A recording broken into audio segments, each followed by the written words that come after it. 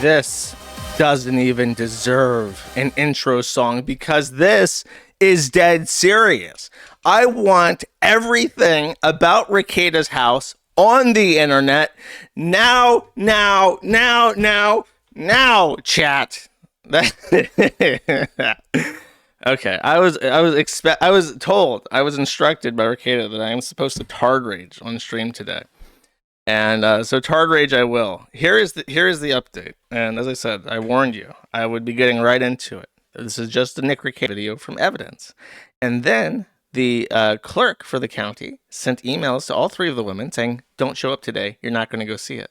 So in concert, the prosecutor representing the interest of Rekida submitted something to the judge, who within minutes of the court opening closed it and then instructed the county clerk to tell them not to come. So the body cam footage was cut off as it was previously available to us. And I'm going to get into details and do a full recap. But that is the update, is that Rekida is going to be very smug because this has happened. But this is not the end of it. I have mentioned that I have two attorneys who have volunteered out of personal indignation at this point to help get the footage. And we will be suing Candy, Ojai County to get the footage because, quite frankly, what they're doing is unconstitutional. As it turns out, there is a constitutional right to know about the process of the judicial system. And the Supreme Court of the United States has upheld on several occasions that the public does, in fact, have a right to access things that were used as evidence. And the body cam videos were used as evidence, as I will explain. So here's a timeline of what has happened with the footage. You ready?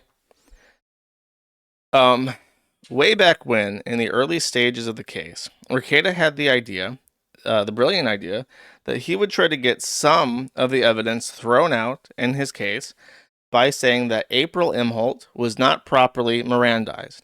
If you don't know, I'm sure you do know, but just to cover bases, in the United States, anybody who is talking to the police needs to be informed that they are supplying evidence that can and will be used against them in a court of law.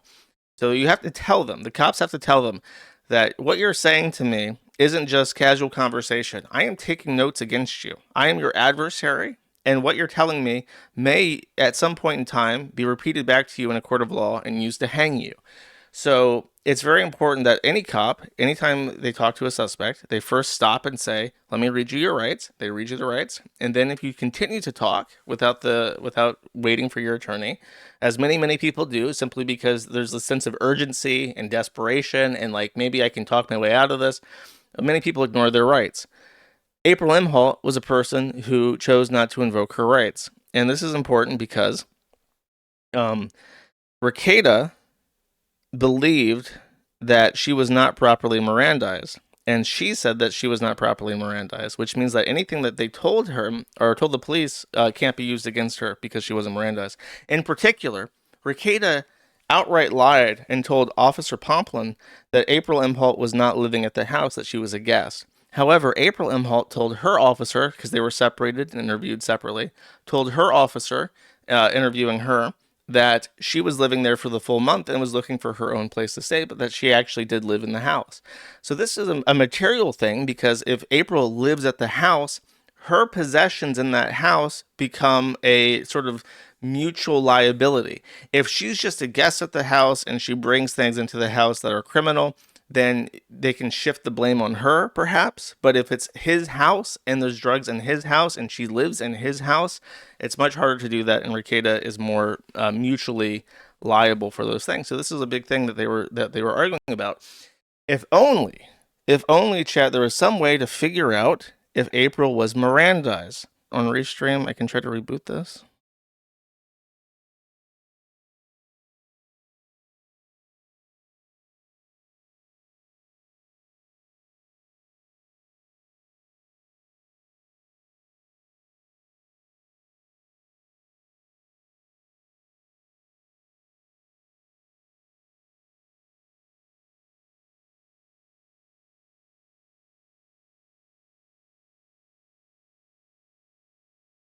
Belted tables where the losers cry, clinking glass. I just don't. I can't even fucking comprehend what is happening with this.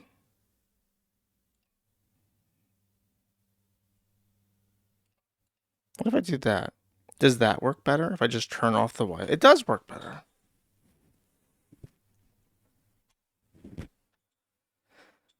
Should I sing again?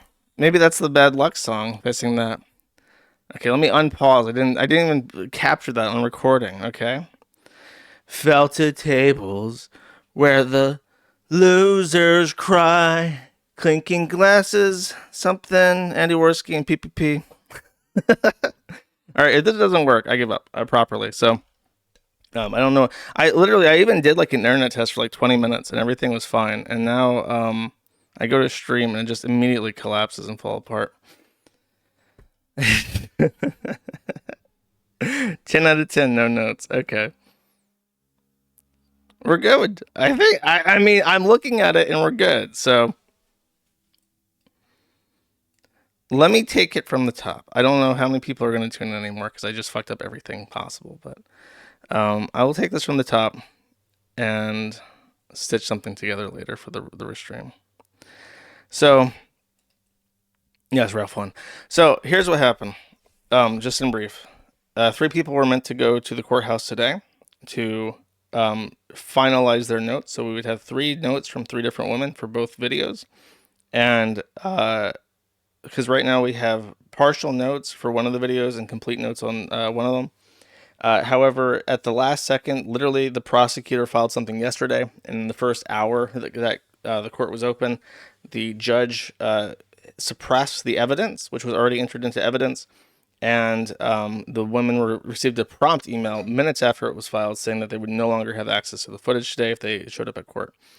So, to clarify, the body cam footage was entered into evidence, and it was entered into evidence by Rekieta because Rekieta was hoping to prove that April was not properly Mirandized, but she was properly Mirandized, and this was important because Rekieta attempted to assert that April was not a resident of their home, but a guest, so that her possessions would not be his possessions, which could be the case if she was a resident of the home. April told the officer explicitly, and after being Mirandized, that she had been living there for a month and was therefore a resident of the home, and her possessions were possessions that belonged to the household.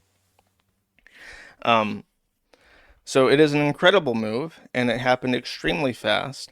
So we will be suing the county of Candido County to get the body cam footage because we have gone through a very rigorous process in order to obtain authorization to get it.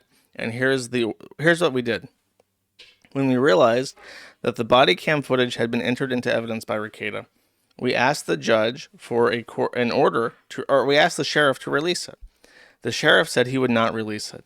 Now, ordinarily, things like the body cam things entered into evidence could just be retrieved from the court. There's no issue retrieving any other document entered into court as public record. But the body cam footage features his children. Very brief. They're not there throughout the entire video, but they are there. So in order to release them into the public under Minnesota data law, they have to be censored. And it is the responsibility of the Candido County Sheriff's Office to censor the depictions of minor persons in the evidence and to release it to us. The sheriff said no. The sheriff said he would not do that, even though it was released into evidence.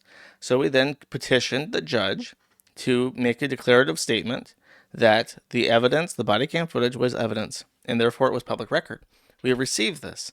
Judge Wetzel, who is also the same judge as in the criminal case, issued an administrative order clarifying that the body cam footage was public record and therefore it should be released.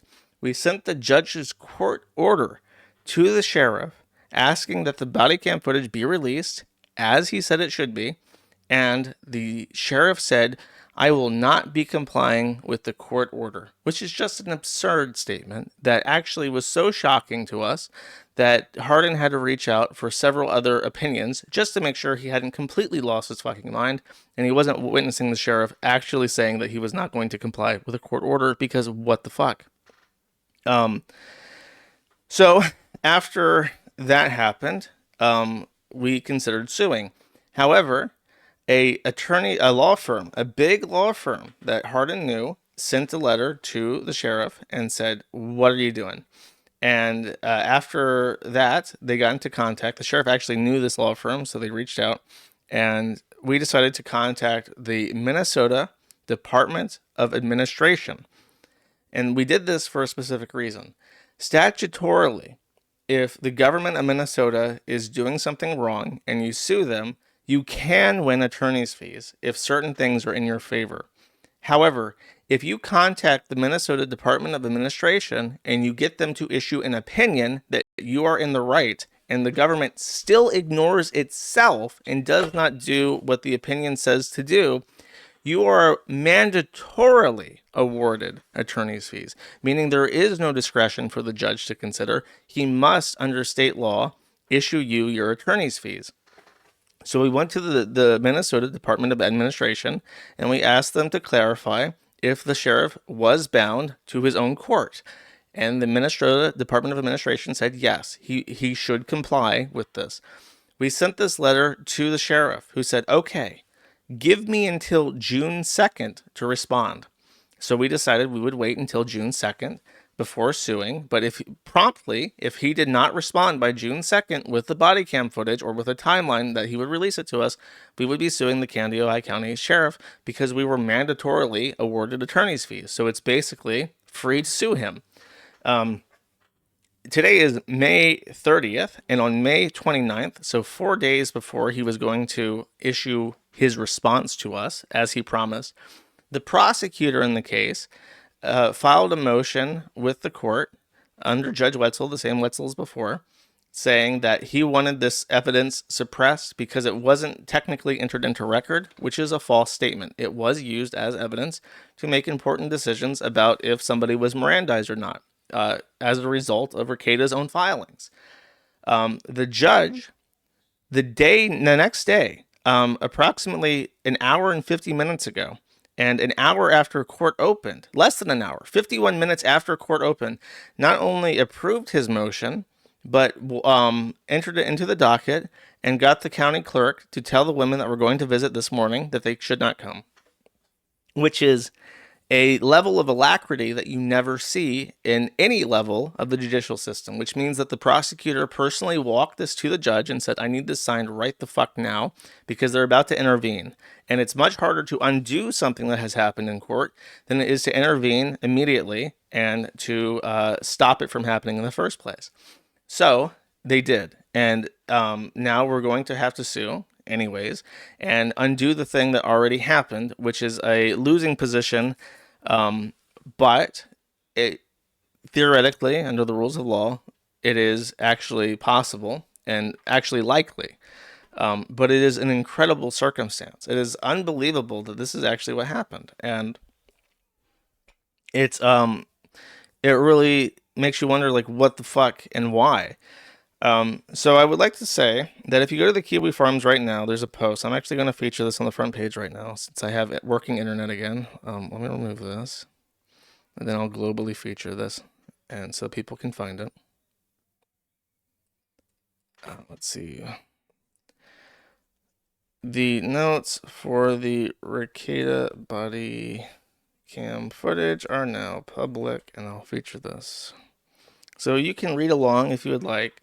I am going to go through the notes together with you live on stream, but if you have no interest in listening to me talk, you can go ahead and read those notes right now by yourself. I don't judge you for it. If you are a streamer and you want to boot up the notes and read them, I should clarify that the notes on officer. So here's the issue, and here's why I'm a little bit peeved by this. Like, admittedly, I was shocked that the prosecutor filed his thing. I am actually irritated that it happened so quickly, because we had 3 volunteers to go do this. One of them is a busy woman who is a student and did not have the opportunity to come up immediately. And as a matter of fact, the woman who is the only woman that keeps the schedule for the entire county court, apparently, had a very busy schedule as well, and there were only certain days that people could come. So they would have all gone the first week when we figured out that this happened, but the schedule was so tight that that couldn't be arranged.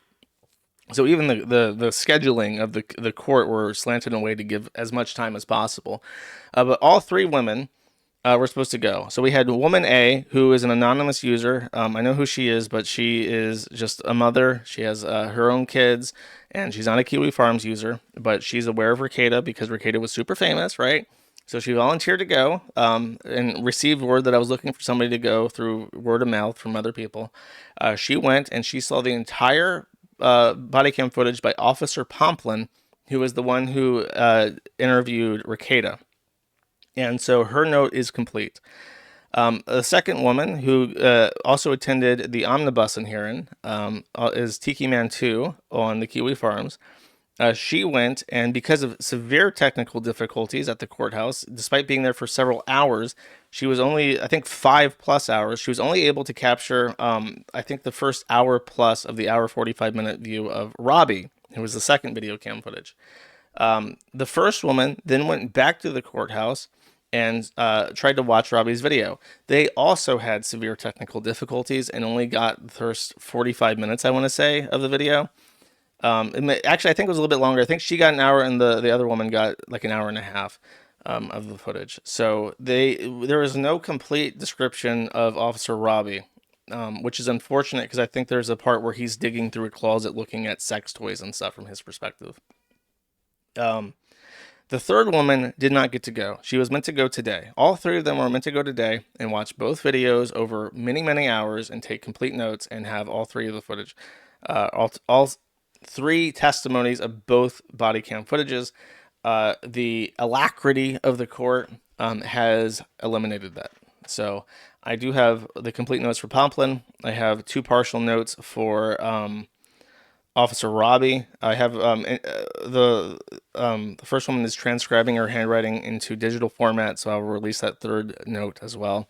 It is a little bit upsetting that we didn't get 3 as I had wanted, but the body cam footages, based off the notes of the first 2 women, are very similar, and they include the details that are most interesting anyways. So I'm just going to go ahead and read through the notes, I guess. So if you want a little read along, I'm sorry that the stream was so delayed and so shitty, but it seems like it's stable now.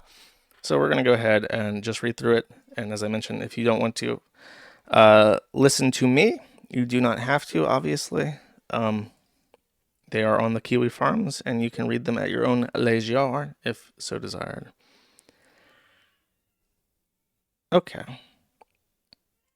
So this is the first PDF. This is the body cam footage notes by Officer Pomplun, or of Officer Pomplun's perspective, by the woman who is not a Kiwi Farms user and who is just some random person who I believe wants to remain anonymous.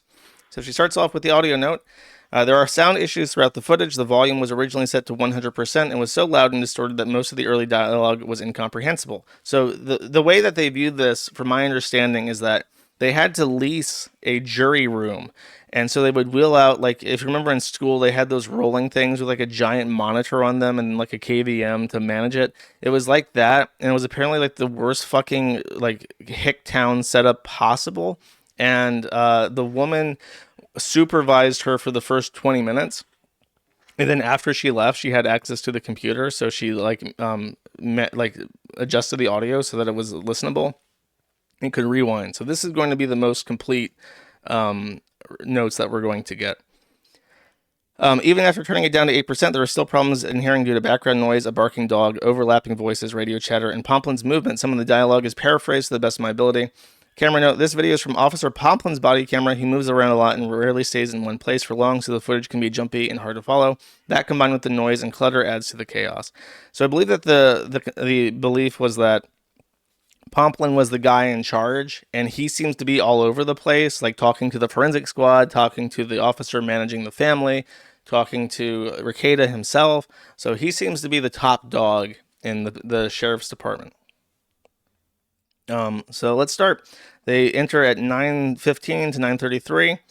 Or enter at 9:15. The video begins with the officers ramming the front door. Very, very cinematic, very Kino. As they enter, the first thing you see is a scared child. The house is extremely filthy. The floors are covered in clothes and junk. In some areas, there is no walkway at all. You actually have to walk on stuff to move through the space. Countertops are stacked with random items, and liquor bottles are everywhere. The filth and hoarding are immediate and overwhelming. The mess you see in Nick's kitchen, where he shows it on stream, is nothing compared to the rest of the house.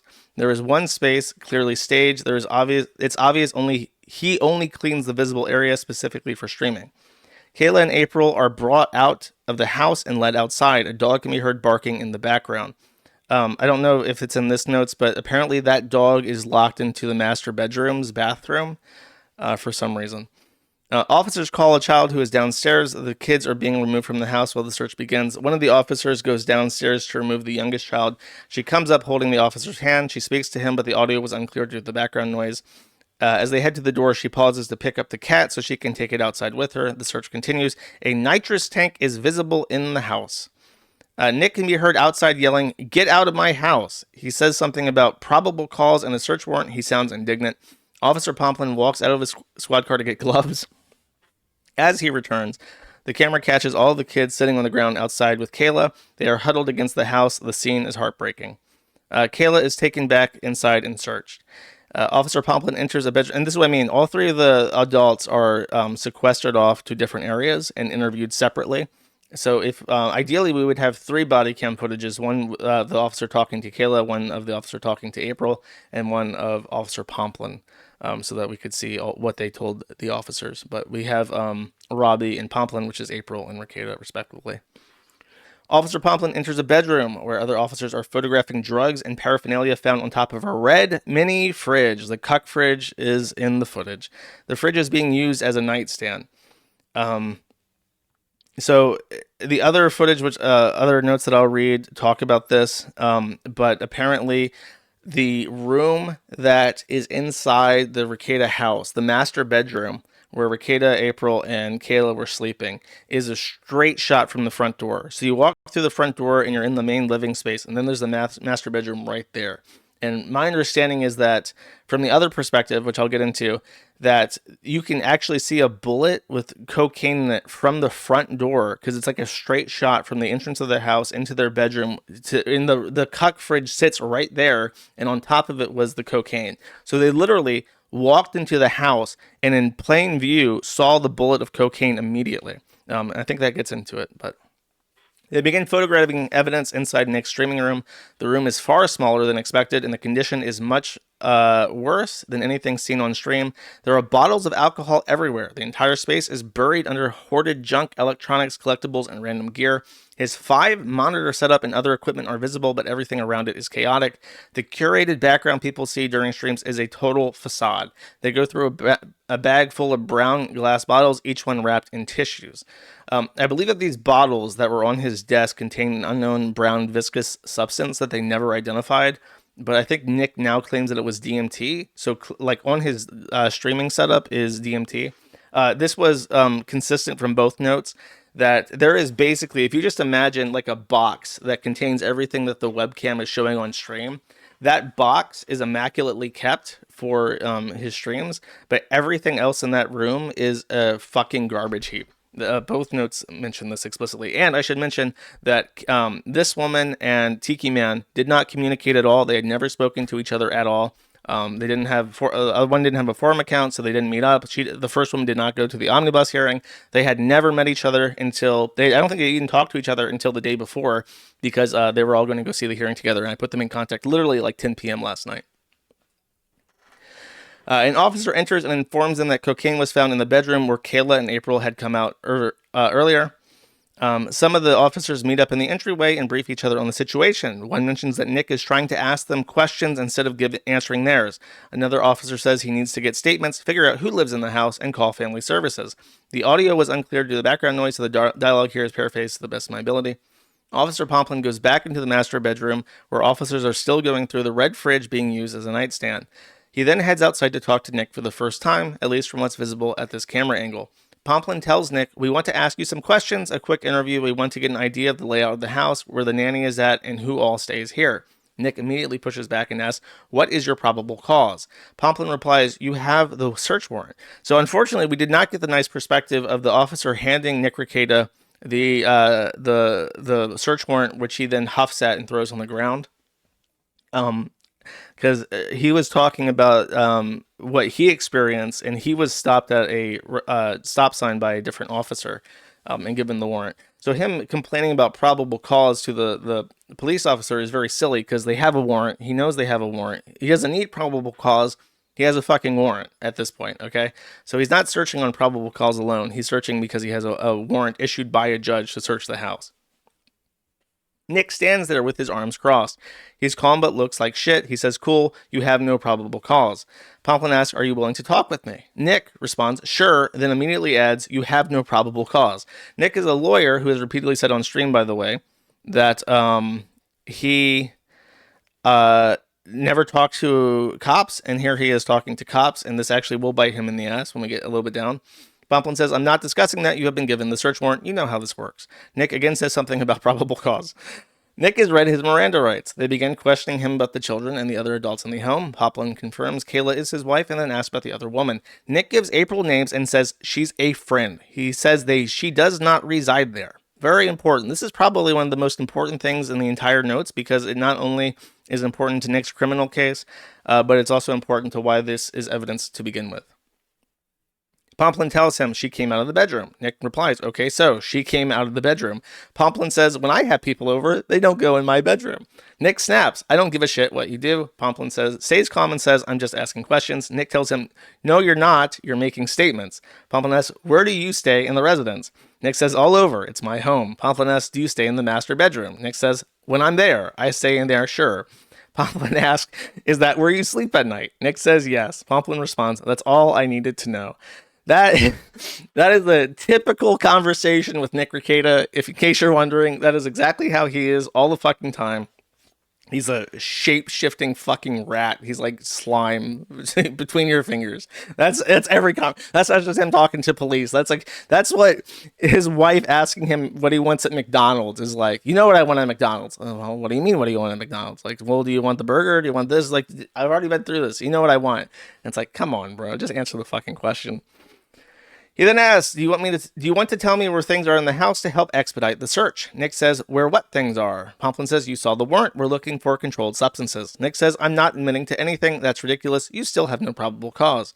Pomplun says, "We're going to be searching the house. We're going to be contacting family services." Nick asks, "Why?" Pomplun says, "Because we've already found cocaine in the house." Nick just stares at him. As I mentioned, they literally walk through the fucking door, and in the master bedroom, which is a straight shot from the entrance area, there's the cuck fridge with the cocaine. So they're coming into the house looking for cocaine. Lo and behold, right on the fridge, in plain view of everyone, including anybody else residing in that house, there is the cocaine. So he's a little bit upset. I think he thought that his cocaine safe was going to protect him. Unfortunately, Kayla and April were having a little bit of fun before, here at 9 a.m., just a little bit of casual wake and bake, I think is the proper term. A little wake and bake with some cocaine. And unfortunately, their breakfast was rudely interrupted by these Scandinavian prudes searching through the house. Pomplun adds, "We're not here on a whim." Pomplun says, "Yes, you are." Nick says, "Yes, you are." Pomplun says, "No, we're not." Nick repeats, "Yes." A very productive conversation. Nick tells him, "We came here looking for controlled substances. We were only in the house about 10 minutes and we already found some." Nick responds, "I don't know anything about it." Nick says something about family services and mentions the grandparents. Pomplun tells him, that's most likely what will happen, but family services has to be involved. We'll put them with a family member if we can." Nick and April are both handcuffed in the driveway facing each other. It's almost cinematic. Sweaty, the word that we use in my industry is kino. April is looking at him with a pouty face and puppy dog eyes. She's wearing black cutoff shorts and a black long sleeve crop top.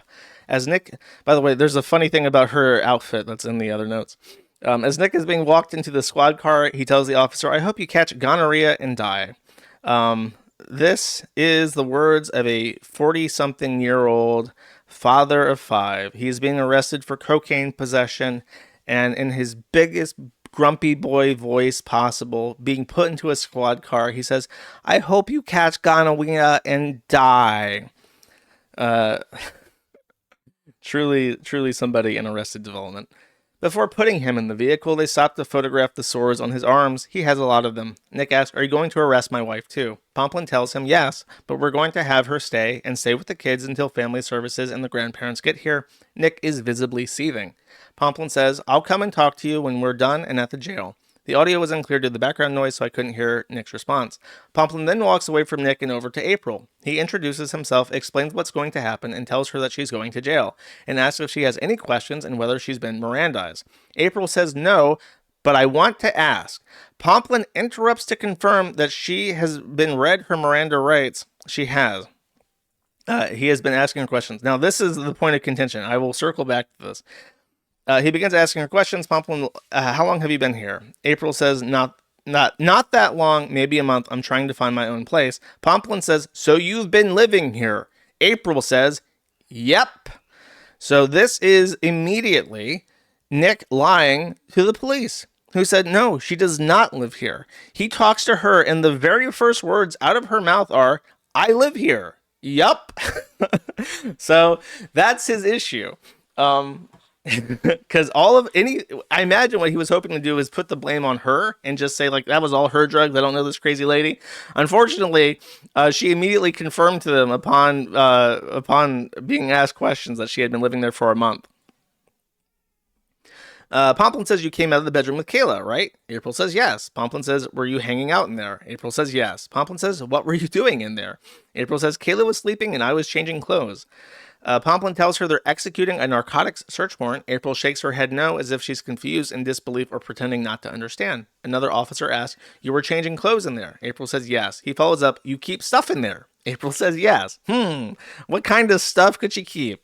Sex toys, cocaine, some crop tops, that kind of stuff that's important to determining who owns what in the house. At that point, another officer walks up holding 2 pairs of shoes. He puts one pair down on the ground, and April looks at them and says, "Those are not mine." The officer apologizes and says, "Sorry, there's a lot." There's a lot of fucking shit in that house. I'll try to find you some other shoes. April looks at the other pair still in his hand and says, "Those are mine." He places, this is like the sentences that you would learn when you're trying to learn Spanish or something. It's like, "Those are my zapatos." It's like those are like the test sentences that you learn when you're trying to understand grammar and possessives and stuff. He places them on the ground. They're slip-on sandals with straps. April tries to put them on while handcuffed as they continue to ask her questions.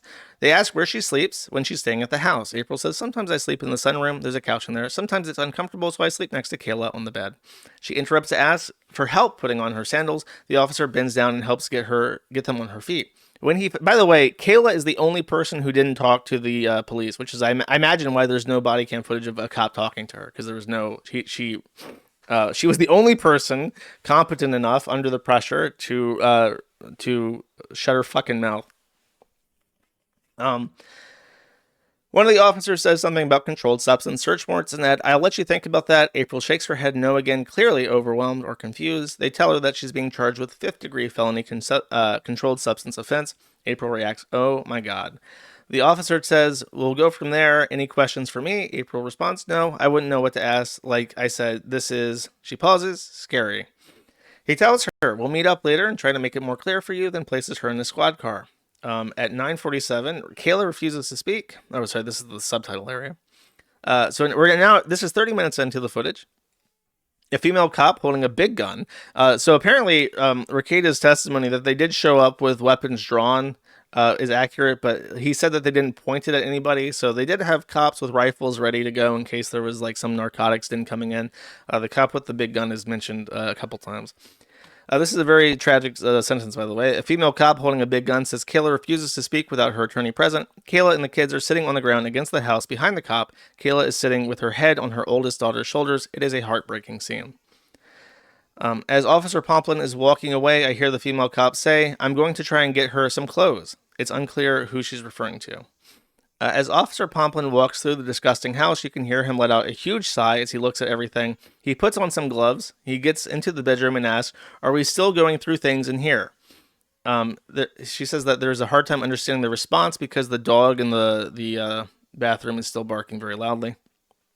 The officer goes back to his car to get something. He drinks some Mountain Dew. Hell yeah. This is this is a country boy up here. He drinks some Mountain Dew and gets some snuff. Oh man, this guy is proper fucking country. This is a good old boy right here. On his way back in, he passes Kayla and the kids again. He has interactions with another cop that I don't quite understand. Somebody says something about the house being huge. He heads back to his car, again looking for something, couldn't see what it was. On his way back in, one of the other cops is talking to the kids, obviously trying to make them comfortable. After he gets inside, again, the audio is hard to understand between background noises, radio chatter, and the dog barking. You hear a conversation about drugs, firearms, and finding the 22 shell casings. Officer Pomplun starts writing down a list of evidence found. The evidence is, because I guess he's writing this in front of his body cam.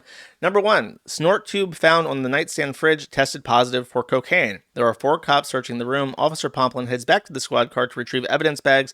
Kayla is not sitting with the kids this time when he passes. Officer Pomplun starts logging evidence again. A glass vial that tested positive for cocaine on the nightstand. 2 credit cards with April's name on them. All of this evidence is from the top of the Kuksh fridge or nightstand, which is covered in a bunch of miscellaneous junk like a Celsius can, a couple candles, a spray bottle of something, maybe lube, and an unframed picture of Nick and Kayla laying on top of other junk. One of the officers picks up a bottle of pills and says, this is paraphrased from memory, I wasn't able to hear what he said verbatim, something like, "I found one of the kids' prescriptions right next to the cocaine. It has the name Celeste on it." And as she mentions here, the cops are mistaken. Celeste is Nick's mom. Is she giving him drugs or did he steal it from them? So Celeste is Nick's mom, and they're confused because they assume that one of the kids is named Celeste and their prescription is found in his room. But no, his mother's medication is found on a nightstand next to his bed. Where the drug paraphernalia is. So it appears to be that either Celeste is giving him drugs or he is stealing prescription medication from his own parents and snorting them with his mistress in the house.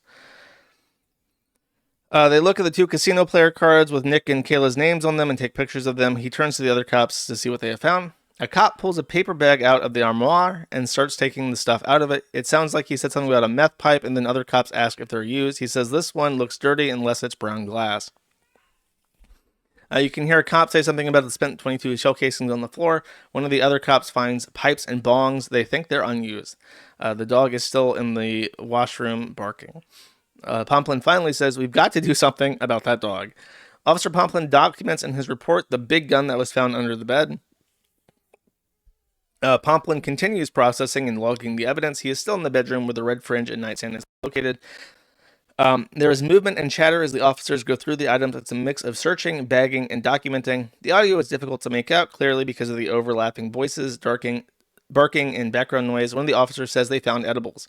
Another holds up what looks like a grinder and says it contains a white powder. They said they're going to test it. You can hear, so this is 45 minutes in. You can hear a child back in the house. Pomplun is documenting more evidence, a metal container and 2 glass ones with powder. A female comes in asking about taking something to the jail for Kayla. One of the officers finds something under the bed. Officer Pomplun asks, "What's that?" It sounds like the officer says something about the Supreme Court license. I couldn't make out that word. I'm not sure what that could be because I don't think Rekieta is admitted to the Supreme Court bar unless it's the Minnesota Supreme Court bar. He asked about the other cops. Did you see Nick's arms? Track marks all down. He says be cognizant of the possibility of finding needles, then says they could be sores. They mentioned Nick passed. Oh, they passed Nick in the car, so the squad car passed Nick on the way to the house. Another cop comes in and says they're interviewing the mom right now. Pomplun says we're going to be a while. They discuss areas they want to search through thoroughly: the master bedroom, 2 studios, the inner and outer vault studio area. He calls the studio Nick's lair. I will jump ahead to the other, because this is my favorite part of the entire thing, by the way. At 10:06, the officer decides to split up the team. This is the other notes.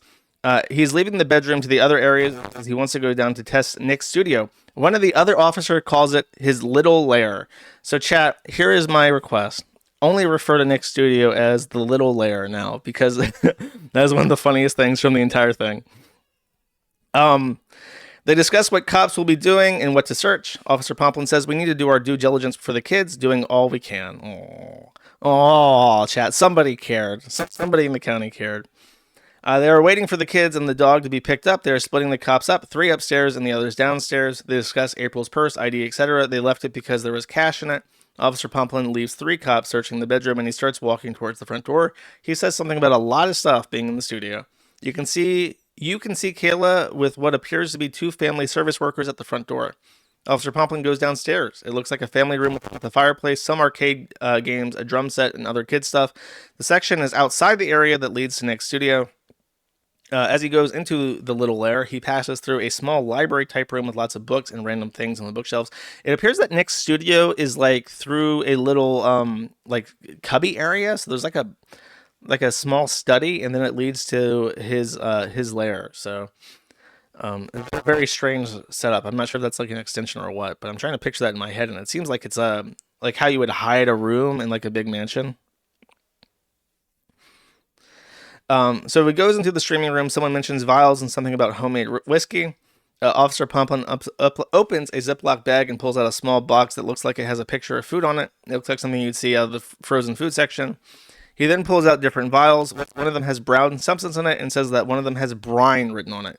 I think that the consensus is, and it's more audible in the other footage, is that the unknown dark substance that's like scattered throughout his room that they thought might be DMT or something.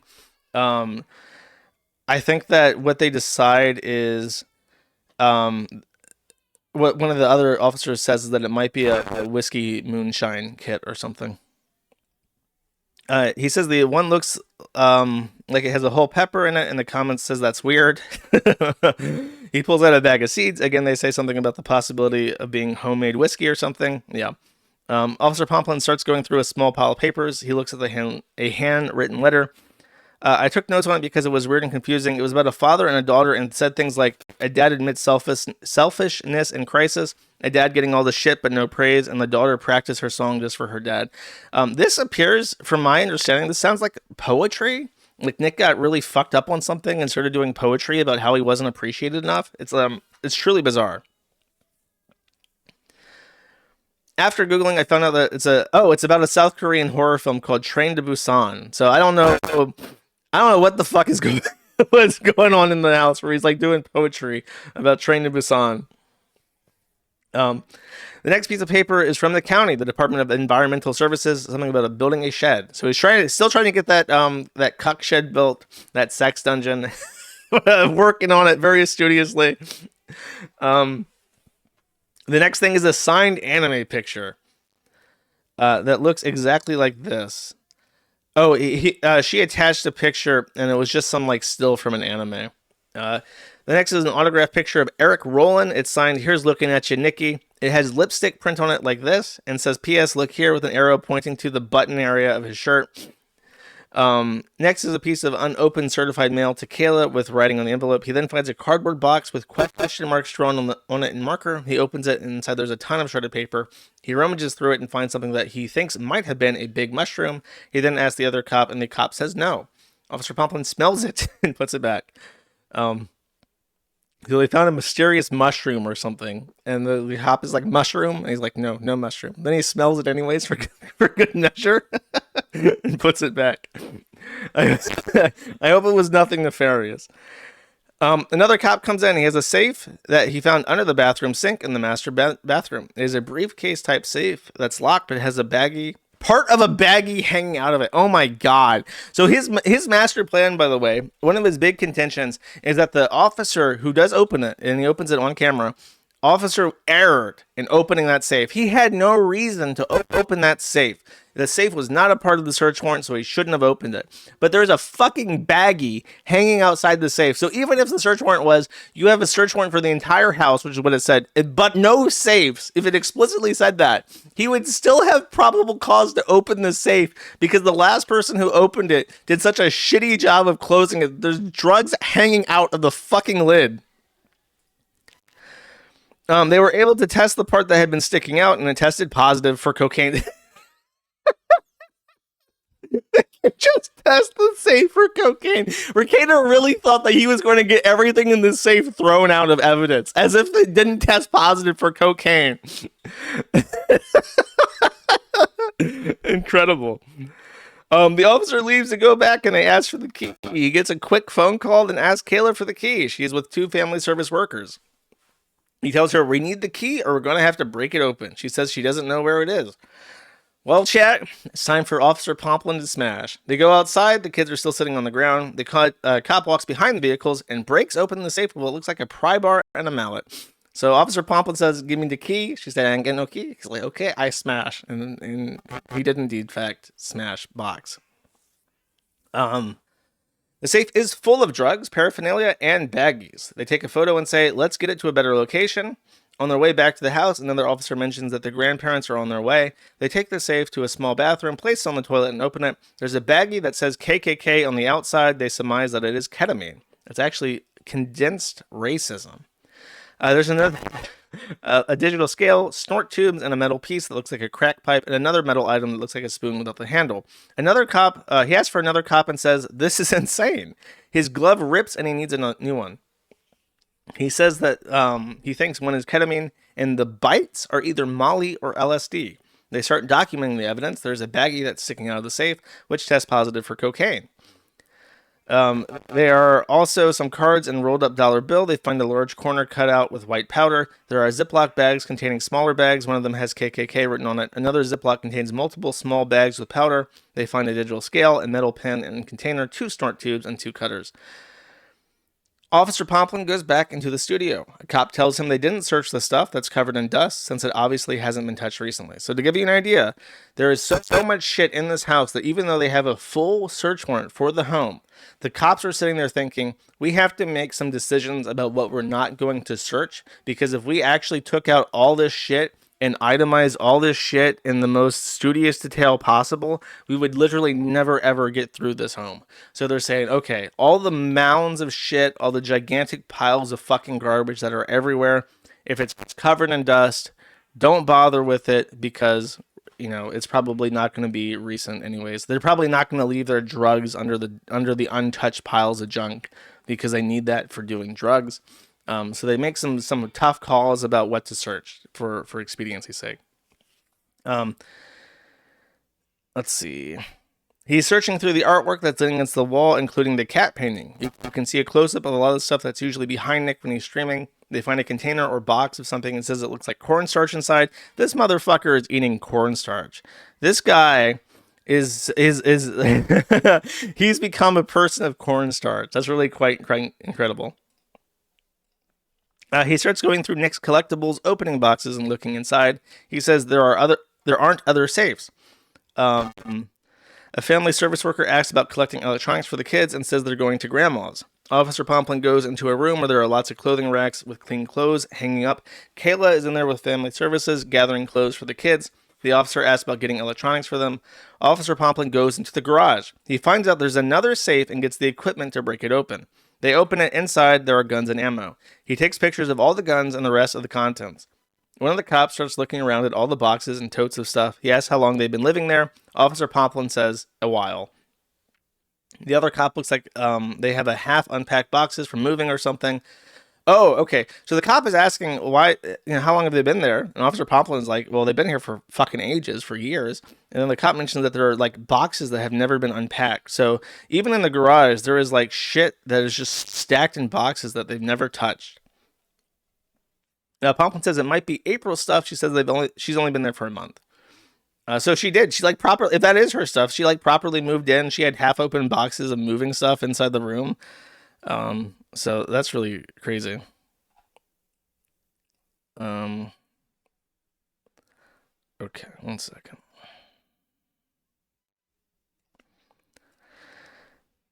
Inside, let's see.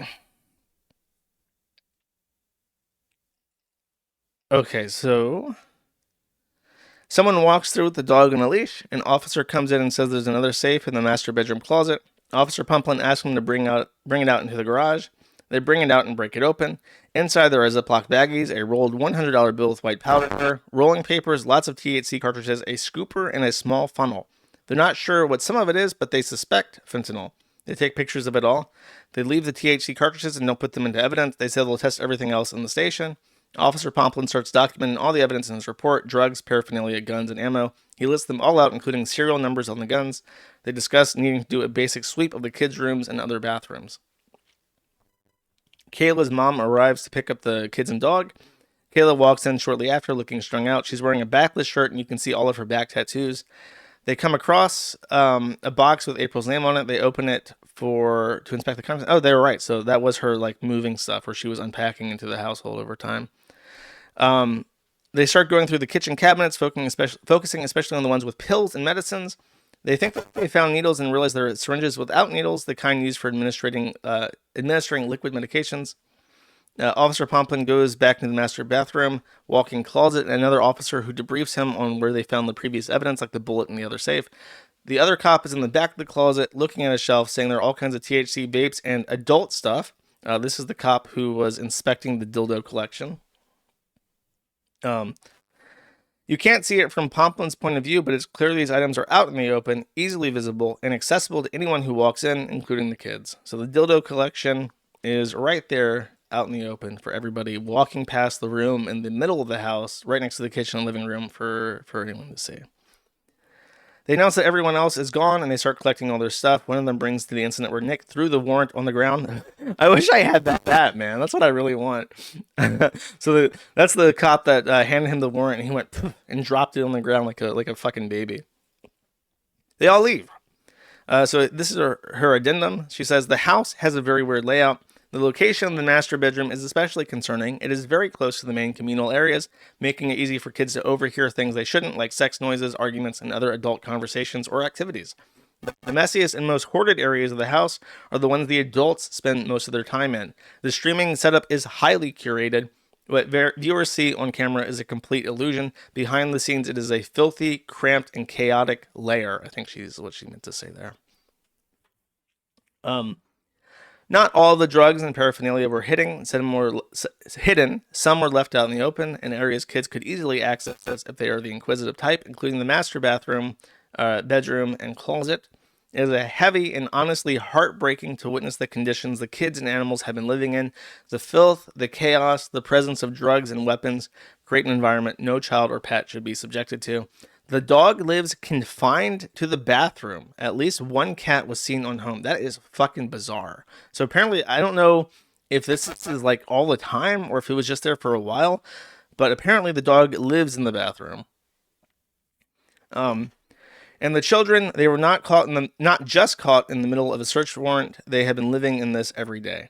You can feel the weight of that reality in almost every frame of the footage. Even basic things like clothing and mail were randomly scattered. Important documents were mixed in with fan art, trash, and drug gear. Nothing was organized, and there was no sense of separation between adult items and areas where the kids lived and played. Finding Nick's mom's prescription bottle alongside the cocaine and paraphernalia raises bigger questions about his parents' role in all of this. Are they enabling it, turning it a blind eye, or actively involved? At the very least, it points to a serious lack of boundaries. At worst, it suggests a generational pattern of dysfunction that these kids are now sadly caught up in. It's also worth noting that the behavior of the officers throughout the search were patient, respectful, and professional from start to finish. Despite the overwhelming filth, drug presence, and emotional weight of the scene, they kept their personal commentary to a minimum. They did not mock or escalate. In fact, given everything they encountered, it's notable how restrained they were. While the search could have been even more thorough, it would have taken significantly longer, and they seemed focused on securing the most critical evidence while minimizing disruption to the children who were present.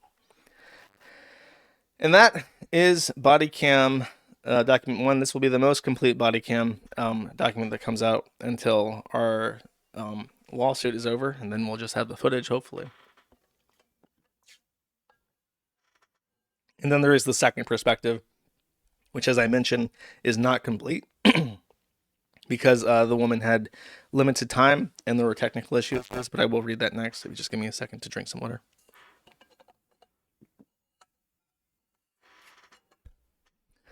Let me check my messages because I have a bunch of messages. Okay. So perspective 2. She starts her notes off with some final thoughts. She says, I was not able to stop or rewind, so these are very off-the-cuff comments. The footage was a bit overwhelming. The house is so huge and cluttered that it is very disorienting to watch. Also, the officer we followed must be in charge, and he's all over the place. Okay, so I was wrong. It was not Officer Pomplun who was in charge. It was Officer Robbie who seems to be in charge. He sticks in one room for a few minutes and then shuffles between them, so footage is all over the place. However, we hardly see the kids at all, and the officers act very kind and patient with the family. The footage is taken on the 23rd of May last year, so this is 6 days or 1 week after the footage was taken, and starts at 9:11 a.m. It starts with the police car as the officers approach the house. There's a dirty cat house or tower filled with trash bags on the patio. Officer sees the kids inside the house and through the window. It takes about 6 knocks for the police on the door yelling search warrant before someone responds. One of Nick's daughters can be heard saying that Daddy told them not to answer the door.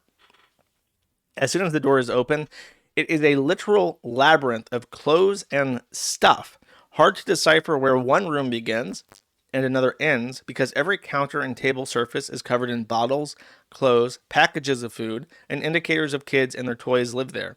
There's not a lot of space to walk around the piles of stuff either.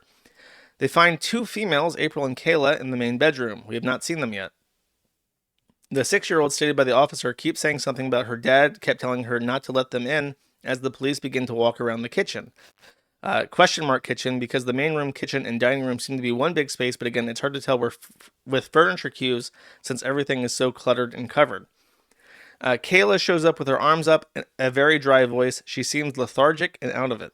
There's some kind of room they walk in, the kids' room, question mark. It has rainbow IKEA shelf in it, and it is completely flooded with junk and clothing. This room is an actual hoarder-looking room. There are a few moments where the officer seems to be covering the camera with his hand. Hard to tell if it's on purpose or accident. Literally just shit everywhere as they move about the house. Just so many random piles of clothes. There's a stairway that has some kind of chair or love seat. It's half the size of a couch, just turned upside down at the bottom of their stairs. That was clearly done before the cops showed up. Not sure what that all is about. They have a big fluffy orange cat though, and it is cute. So I consider that really remarkable. Apparently, just at the bottom of their stairwell, there's like an upturned sofa, or like a lazy boy. I'm just imagining. I literally have lied awake at night thinking about what this love seat is for, and I'm like, were they moving it from upstairs to downstairs and just threw it down the stairs and then gave up and left it there? Were they trying to push it upstairs and then gave up and left it there as it rolled back? Was it there at some point and then Nick kicked it over in a fit of rage and literally nobody bothered to right it ever again? Did a dog do it? Did a cat do it? And nobody bothered to fix it? Where did the seat come from? What does it do? And why is it there, chat? I would love to know your opinions.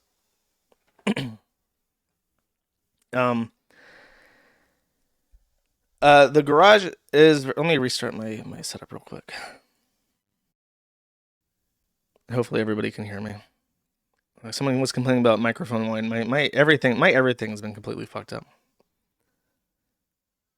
Release the cat. That's right. Release the cat footage. 10 minutes in, and we still have not seen Nick on camera. The garage is very cluttered. It looks like they just moved in with all the boxes and stuff. Given it is the garage, though, it honestly looks like the most normal room in the house. Lots of filled, packed luggage bags, too. So that is definitely Kayla's stuff. Or not Kayla, but April. The officer goes back upstairs and gets a quick, close glimpse of one of the counters, and we can see food wrappers, bottles, and a box of goldfish, parentheses opened. At 9:23, we finally are outside, and we see Nick meekly showing up in the driveway, looking pissed, like he's about to cry and arms folded. He has short cargo shorts and that shitty Jamaican-colored tank. That is incredible. It honestly is incredible to me that the fucking Jamaican tank. We have the mugshot though when he's wearing this thing, but I forgot about that. I forgot that he literally gets arrested in his hedonism 2 tourism merchandise from Jamaica.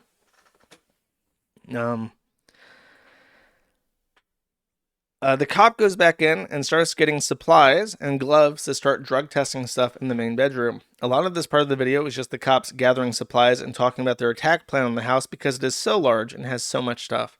We are in the bedroom to test. There's a lamp on the nightshade that just has a random tube balancing on top of it. That wasn't in the... I haven't read that one before. There's a lamp on the nightstand that has a random tube balancing on top of it. That is a fucking crackhead thing. She leaned over like high. I was like, I'm going to balance, just like to Muse or something. I'm going to balance this fucking crack pipe on this lamp. And then they just left it there and nobody ever touched it again. Very, very, very cluttered space with lots of shit. It's important to note that the bedroom is right there. So remember, these guys didn't talk, but they both found it extremely noteworthy to leave this in the notes. That the bedroom is right there in the main hallway of the house. You could easily walk by it every day if you live there. I say that because all of the shit they had in their room would be very easily accessible to the kids. As you walk by the outside of the room, you can look right under the bed and the nightstands. The cops keep saying that the 2 adult females were found in the bedroom together. There's an incredible amount of bottles and makeup products and clothes, booze bottles and water cups on windowsills. The cops decide to go downstairs for a second and give a quick scan of the stream room. We get to, a closer, quick glimpse of the kitchen table just covered in stuff and loose documents. We enter the stream room, and oddly, the ceiling doesn't seem finished. It just has these latex brand sheets covering it. That is also... that is bizarre. I'm surprised the first person that mentioned that. I know what she means. They don't have like a proper like stucco ceiling or whatever. So it must be an extension. That's why it's past that weird library. We head back upstairs to the bedroom. We see shoes, garbage, and a lot of clutter at the top of the stairs. They seem pretty dangerous with all the junk around the stairs. At 9:31, we see him swab around the pillow and it tests positive for cocaine. We then see him pick up a black vial. It looks like a lipstick tube. And when he unscrews it, we see white powder. The officer responds with a, "Oh yeah." He takes a picture of it.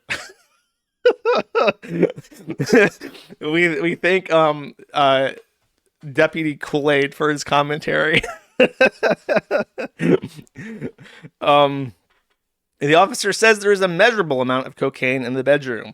At 9:33 in the master bedroom, a measurable amount of cocaine. They also find a large stack of cash, according to them. An officer states that Nick is asking about probable cause, quotation marks. He wants to ask questions on probable cause. The main officer we are following calls Child Protective Services to the house. A senior officer who has been talking to Nick says that Nick feels he's been hurt. Oh, that's sad. I never at any point throughout this have I ever wanted to hurt Nick's feelings, to be clear. Nick's reaction to me getting the body cam footage or not getting the body cam footage has never been a determining factor in if I will pursue the body cam footage. When calling family services at 9:37, the officer says we located a measurable amount of cocaine in her collar and is cut in a way that shows her cleavage heavily and her stomach is out. She has a huge piece of rock jewelry in her belly button as well. She looks and sounds so dry. Honestly, it does not even look or sound like her. She actually looks like a tranny, just very dry and unhealthy. It seems obvious that she knew that her being in the bedroom with Kayla and all the cocaine was or would get her in big trouble. Nick does look very pissed and arms still crossed before he is cuffed. The officer is very kind and heads back in the house to get her shoes, which are just haphazardly placed at the top of the stairs. As the officer heads back in the house, the fat orange cat gets out, and the kids, who have been outside on the patio and porch the whole time, say it can go outside. We hear a kind officer ask about the kids about their pets to try and calm them down. They actually seem to be okay, no crying and in decent spirits. I think Kayla is with them until a woman from Child Protective Services comes. She is the one with the white and black striped shirt. We are back in the main bedroom to keep testing stuff. The officer we are following seems to be the head honcho as he moves in and out of every room and making calls and shots throughout it, so we are just walking around saying stuff. As he enters back into the bedroom, another officer mentions that they have found quite a bit of edibles in the room. They don't state what kind, but it can be assumed to be weed. If you did not know, they have edibles for shrooms, molly, and other mixtures that are actually easy and common to get, but also gummies just being accessible in the bedroom bothers me. Yeah, because I mean, it's like gummy bears. Like if you're a little kid and you walk into dad's room and he's got like this secret stash of like gummy bears, you're like, ooh, gummy bears. And you might take a handful of gummy bears and then you're fucked. you're incapacitated. At 9:47, the officer finally tests the black vial, and it is an instant blue swab. Cocaine right there on the bedstand. You could see it from the hallway. So, this is like the biggest thing to me. It's like this room is in the middle of everything. Everybody can see it. Everybody walks past it. It's the main hub of the entire home. And right there on the cuck fridge, visible from the living room, is the cocaine. He continues to shuffle through the stuff on the bedstand, but the angle makes it difficult to see exactly what is being tested and touching on the stand. Then an officer tells him they found a rifle under the bed. The main officer heads out of the bedroom again. We see a female officer taking care of Kayla, getting her ready to be dressed and sent to jail with the others. We go back into the bedroom and we see a rifle in its box on the bed. The box is literally just a cardboard box, and the gun is just sitting in it with styrofoam, not locked up at all, and is a huge rifle. I remember that a point of contention was that they found 22 LR rounds inside the bedroom, but Rekieta was like, my gun's a 5.56. That 5.56 can't shoot those rounds, so it's not like we shot it inside the house or whatever. So that was the thing that he was really upset about, because the shell casings were entered into evidence as kind of like evidence that the gun had been fired, but both testimonies say that it's a bigger gun, so it's probably not a 22. It's probably a 5.56 AR. At 9:50, we hear an officer say that they found 2 spent casings in the bedroom, found a snort tube on the nightstand, test positive for cocaine, and it's the first piece of evidence bagged. There are some open drinks and tubes on the bedstand. The black vial is bagged up as evidence. 2 credit cards in the name of April are found, and both the snort tubes and the black vial were found right at the top of the cards. At 9:54, we hear them say that someone named Celeste had their medication right on the bed and stand literally next to the cocaine vial, snort tube, and credit cards. So again, this is consistent with both of them as well. They find his mother's prescription bottle of medication on the cuck fridge next to the cocaine, snort tube, and credit cards. So Mama Rekieta is either missing medication or giving medication to Rekieta and his hot wife. There's a white stuffed animal with a hairbrush at the foot of the fridge right next to it, so it doesn't seem like the kids come. It does seem like the kids come in here, given that there are a few toys around on the floor. There seems to be a small laptop also stuffed into the space between the bed and the fridge, and the light looks like it is on. There is no comment on this by any officer. The rifle number is, that's a serial, and has multiple magazines with it in the bedroom, says one of the officers. At 10, we hear them say they found even more edibles in the bedroom. They confirm again that the rifle was found under the bed. One officer pulls out a metal funnel or vial object that is found with another glass vial with some kind of white powder in it. This was found in the shelf under the TV in the bedroom. They test the white powder and there's a faint blue on the swab, and the officer indicates this means that it could be a mixture. He bags it for evidence. They find some weed pipes and test them for other drugs. An officer comments at 10:04 in frustration that there is just so much stuff in here. The main officer tells them to be mindful of needles, as he now believes it could be a possibility. They are just continuing to dig through all the shit on the floor. There's a big luggage case that he opens up and is completely packed with clothes and objects. The suitcase was already under a huge pile of clothes he pushes off of it. At 10:06, the officer decides to split up the team. He is leaving the bedroom to the others as he wants to go down and test Nick's studios. One of the officers calls it a little lair, lol. They find April's purse in the bedroom. We head downstairs to the studio at 10:08, and we also cross paths with the Child Protective Services woman. There is a very cluttered and full library room right before you enter the studio. There are 4 monitors with the four. This is everything must be thrown out now. I've heard 4 and 5 monitors, so obviously this is unreliable narrative testimony, chat. Completely unreliable. With the Joker painting tucked behind them out of sight, lol. They're still on it, and it looks like he ended some stream. Very full, cluttered shelves that the officers dig through. They oddly keep finding random $5 bills throughout his junk. It looks like some of them might have been dollar origami, but some of them were just stuffed into cups or pin holders. The officer tests a few things, but he finds nothing suspicious besides tons of bottles and trash that seem to be in there. One officer does find some baggie of weird stuff. They guess maybe cloves or pepper. The main officer thinks it might be a whiskey starter. So just homebrewing a little whiskey in the lair, as you do, as adults do, in your unfinished lair attached to your library. You're just sitting there with some cloves and pepper, doing a little moonshine to pass the time. Everybody's got to have a hobby. Then an officer brings a big metal safe down at 10:12, and they say they found it in the bathroom. We can see a dirty Ziploc baggie poking out of it. The officer says he will deal with it in a bit, and they go back upstairs. At 10:16, we were just rummaging through black shelves and testing random bits, but nothing is really down here. At 10:17, the officers with safes returns and ask for help with it, and they go upstairs to a small red bathroom on the main floor. I have to assume this is the main bathroom everyone uses when they don't need to shower, and the safe was found in here. The officer says it was under the sink, but the sink is one of those pillar sinks, so there is no bottom. I wonder if it was just tucked off to the side, ? So she's wondering aloud if the main bathroom, that's not a shower room that many people would use if they're not using the master bedroom, was the one where the drugs are found. So that would be in plain view of the kids. I guess it's locked, so it's better than not being locked, like the drugs on the cuck fridge, but I mean, the baggie is just sitting right there. So I don't know. Maybe that's how the little girl got cocaine in her system. If she was playing with the baggie of drugs exposed to the bathroom, she's like, "What the fuck is this?" and like pulled at it and then got it on her. But then I don't know. It was a high test rate, so it couldn't be that much. But apparently there are little baggies of drugs just floating about in the ether of the house.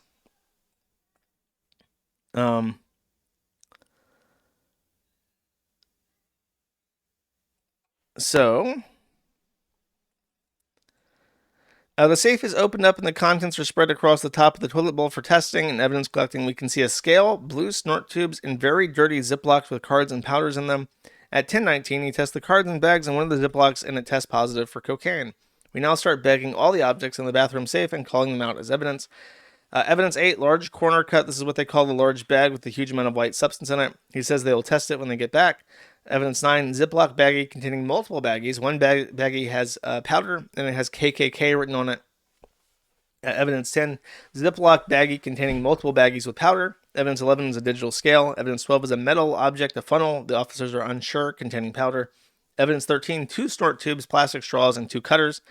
After packing up all the contents in the safe at 10:23, we head back downstairs to the studio and continue testing. He goes through some drawers and they're just packed with objects and loose documents. At 10:25, they continue to search the library that is outside the studio room. Then we go back into the bathroom to double check for any evidence. We get a sight of a skeleton model that is just hanging out in the open space of the living room. We also see a dining room table, ? By the windows just completely covered in junk and food packages. So apparently there is a spooky, scary skeleton that is not Kayla and not Ricada and not April. That is like a prop Halloween object that is just chilling out in the living area of the main room. That was Nick. He was watching them. At 10:26, we head into the bathroom with a hot tub. Oddly, even though it was a ton of stuff in here as well, the floor is pretty clear of junk and is the cleanest of the rooms. There are so many lotion and makeup products all over the counters, and of course, more booze bottles, empty and half full on the counter and window sills. There are many windows in the entire house that just have booze bottles on them. At 10:23, we're still digging through the hot tub room. They head into some kind of laundry room, and it barely has any visible floor, just piles of clothes and filled laundry baskets.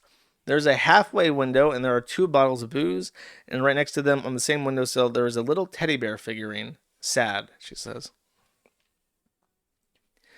I cannot tell what kind of room we are in at 1038, but it seems to be some kind of closet or bedroom. It has more shelves and more clothes. There is a huge rack of so many adult clothes right in the middle. He digs through the random trinket box and finds another bullet inside that he takes as evidence. All caps. Louder with Crowder mug spotted at 3340 Lamau. So I think this is the real takeaway. This is the real lesson here, chat. Nick Rekieta is in the Mug Club. He is louder with Crowder, supporting his fellow Rumble streamers. as he wakes up in the morning and he stumbles out of bed and he takes his morning bump and he goes to the coffee maker, he's pouring that straight into his louder with Crowder mug. Welcome to the Mug Club. At 10:36, we find another safe, and the officer searches for Kayla to get the code so they don't have to bust it open, like he said. We then head back to the garage right before it crashes on me, and the officer says that they found 2 handguns hanging out in the garage. So it's unclear if the handguns were in the safe or not, but that was one of the things they wanted to look at. They wanted to see if it was actually in the safe or not. And then it ends at 10:37:27, which I think is very, very close to the end. So I was right. About 15 minutes of the footage is left out. I think the footage ends at 11. So about 23 minutes is left out of this one. And then the other one is just the first hour, again, by the same woman who made these notes. And that's all, chat. That is the notes of the body cam footage. Unfortunately, I couldn't get 3 for 2, as I said, because the county is acting very swiftly to prevent access to the footage. And now it is the uphill battle of undoing the thing that already happened, preserving evidence, and suing Candy, Ojai County for denying us what we have a right to access. So, as I mentioned, if you go to the Kiwi Farms right now and you go to the front page, I featured these notes if you would like to read them for yourself. I mentioned before, I'll reiterate it here. I have 2 attorneys. One of them is Hardin. I don't know. The other one hasn't entered an appearance yet, but he'll enter his appearance soon. I have 2 attorneys who are personally indignant about what the county is doing and are willing to work pro bono all the way up to the tippy top. I still have the $6,000 that was crowdfunded for the purposes of getting the body cam footage. They're working pro bono, but if we have to pay for travel expenses for them to attend hearings in person, that will come from that money. If we have to pay for, because ready to go right now, and if I need to pay for people's gas or hotels or RV camping spots or printing expenses, that is what it will be used for. And the buck does not stop here. I know that Rekieta is probably feeling very relieved because of how quickly the county worked to help him. However, I want to say something. I want to get a thought on record. I know this will be a very short stream, just because of a combination of technical issues and just, I don't want to bundle this up with other stuff. I honestly, this is my opinion with Rekieta's, my personal opinion with how he's acting and what he's doing, is I understand that this is very embarrassing for him. And as I mentioned, I would be seeking this footage if he didn't care, if he, was very angry about it, or if he thought it would help. If he thought that the body cam footage would exonerate him and would show that the cops were doing, wrongdoing and planting evidence. Regardless of what it showed, I would be searching for it anyways, because I agree with Rekieta when he said that these things should be public, and I consider it a matter of public interest. I think that Rekieta is doing himself an extraordinary disservice, and I think that he should release it himself, and I think that he should have released it himself over a year ago when he first got access to it, because you can see how visibly this upsets him and how he flails out and how he gets super angry on stream, how he panics and starts calling up the sheriff and the prosecuting attorney, and he's doing everything he possibly can, dedicating hours of his life to stopping me from getting access to something I am still very certain I will get access to, be it next week or next year, I will pursue this to the very ends of the earth because I have people who are Minnesota attorneys who want it too. It doesn't cost me anything to do this, and I want to, and I feel like the public has a right to it, and I will pursue this. The United States is not the United Kingdom. People don't get arrested mysteriously. They don't get black bagged and sent to county jail without their charges being public. And the proceedings of our trials are public for a reason. And it's all the way up to the Supreme Court. They have held that the public has an interest in knowing. It's a part of both our ability to petition our government for grievances, which is the First Amendment, and it's a part of our right to a fair and speedy trial. Is why we have two different constitutional amendments that guarantee us rights to access to things relevant to court proceedings, because we are a transparent, open country with an accountable government, and we've weighed the embarrassment of the individual versus the public interest in court footage and court evidence, and we find that the public has a greater interest than people have a right to privacy in their criminal proceedings for their own good. So it's part of the reason why we're the greatest country that's ever existed. The United States is the greatest country that has ever existed on the planet Earth. And if this country ceased to exist, there would never be a country as great as the United States ever again in the history of mankind on this planet. So I am actually genuinely very deeply passionate about stuff like this. And it's not just spite. It is something that I really, truly believe in to the bottom of my fucking soul. And I'm going to get that footage. As far as Rekieta himself, I think that he should play. I think he should have played it last year. And as I said, you can see the impact that this has on him, and that it upsets him, and it worries him, and it frustrates him, and causes him to spend time freaking out about it and bothering other people about it. And it is like a sword of Damocles hanging over his head. And there's going to be more updates, drip feeds, little concessions to us every so often, and as this thing progresses. And eventually, I believe I'll get it. And he's going to have to worry about it the entire time. And I promise him that whatever he is afraid of coming out is nowhere near as bad as the damage it will cause to him and to his family by worrying about it coming out for the next however many weeks or months or a full year. And if he was smart, if he was like genuinely apologetic and willing to get over his criminal conviction, he should have released it himself.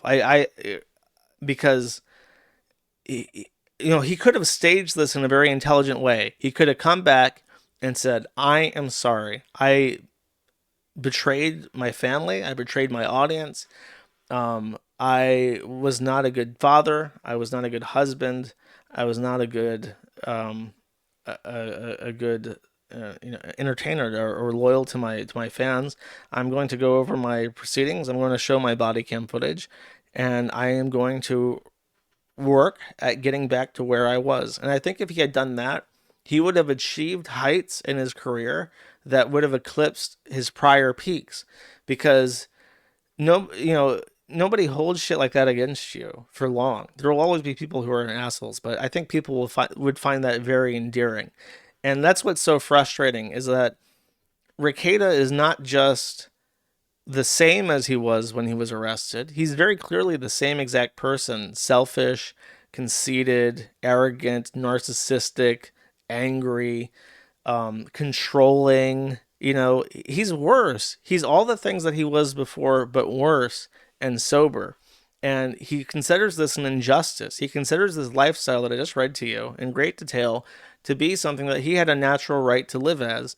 And it hurt nobody except himself, and it was nobody's business except his own. And when he has the opportunity and the internal excuse and justification to do so, he will revert back to that lifestyle even harder. And I think that him going to prison is an inevitability, and I think that him having a divorce is an inevitability. There are two rumors, by the way, that I figured I'd announce on stream, and I must say that these are rumors. One of them, the more credible one that I've heard, is apparently Rekieta was trespassed from the Minnesota Department of Health and Human Services. Apparently, according to the local gossip in Candy, Ohio County, Ricada went to see the Child Welfare Service some months ago and had such a massive spurg out in person at the Department of DHHS that they actually trespassed him and told him not to come back to any more government buildings because he made such a scene that they kicked him out. So that's rumor number one. Rumor number two, and this one is more hearsay, but supposedly this is going to become a great public happening in the near future. Ricada has apparently, allegedly, according to my sources, been physically violent with both Kayla and his sons. I've been told that he has slapped his sons, and I've told that he has been repeatedly physically violent with Kayla, and that is why they almost got a divorce. During the Keanu argument, if you listen to that, Ricada kind of broke for the first time that they almost got a divorce, him and Kayla. And my suspicion is that it was because he allegedly got violent with her. So things are very bad. They were bad before, and even if his parents came in and tidied up the house, they're still bad, and he's still the same person that allowed his house to decay to such a standard. I do not believe for a second that April Imholt just so happens to live in Wilmer, right up the street, an easy visiting distance for Ricada. I think that they're still together. I think that he's lying. When he went on that diatribe about how he was confused, I was so confident that I would have access to the footage. He very quickly brushed aside the idea that April might have consented because he knows April. He's still talking to her, and he knows that she didn't consent to having the body cam footage released. So it's just sad, and it's so surprising because I genuinely thought, I really thought that what would happen is that he would get snapped out of it by the arrest and by the sheer humiliation and spectacle of what has happened, and he would try, and he hasn't tried at all. Nothing's changed. Nothing. Everything. It's been a full year. It's been 1 year and 7 days, 1 week since the details of the transcript I just read to you, and nothing has in a real tangible way. Absolutely nothing about Ricada has changed at all, except he's now on probation. And there's a moment that was clipped on the Kiwi Farms of him from either this stream or the stream before, where his son enters the lair, the little lair, and he's distracted and looks over like annoyed, looks over at his son. His son hands him some papers. He glances at them for like 30 seconds and he signs off on them. And he tried to say on stream that this was homework that he was signing off on, but it was like at 2 a.m. His kid was awake at 2 a.m. handing him paperwork. I'm just thinking, like, this is like a permission slip for him to do something that's getting the fuck out of this house. This is for him to move somewhere or go someplace or get involved in some extracurricular activity that means getting the fuck away from him. And I think he knows, like, and it was just so flippant. Like, before, his kids, except for his little kids, would never come into his little lair to talk to him because they knew he was streaming, and you don't interrupt daddy when he's streaming. Now they're just walking in like, hey, sign this, retard. I got shit to do. That's not sitting in this fucking house with you. And he just like grumpily signs it and throws it off to him and says, yeah, good night, bro. So tensions are still high. Nothing's been fixed. Nothing's been resolved. And it's just like, I don't know why. He can fix it right now. He can fix it right now. He can show the body cam footage to get it out of the fucking way and truly move the fuck past this case, which is still open and still not adjudicated. And he can make the amends that I said, and he can start working to repair the truly irreparable damage that he's done to his family. And he's not going to. And it's just not, it's not what I wished for him. I'll phrase it like that. I don't mean to ramble or take up too much of your time. The interesting part of the stream, what I have to show you, has been read. So I'm aware that some people very generously gave some super chats. If you are interested in the locals stream, I'm not paywalling any of the body cam stuff. I'm working as a public servant in this regard. So if I do get the footage, it's not going to be paywalled. But if you want to support on locals, it's matthewnet.locals.com. And if you give me 1 second, I will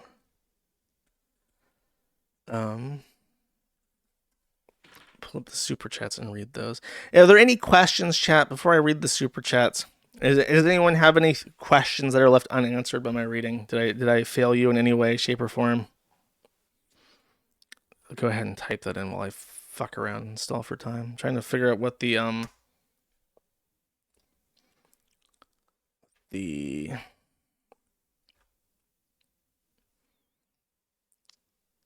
let's see. Are you going to troon out? No. Can you say the N word? I don't think I can. I might get banned. This is a very classy stream so far, so it'll be nice. How likely are the grandparents involved in the degeneracy?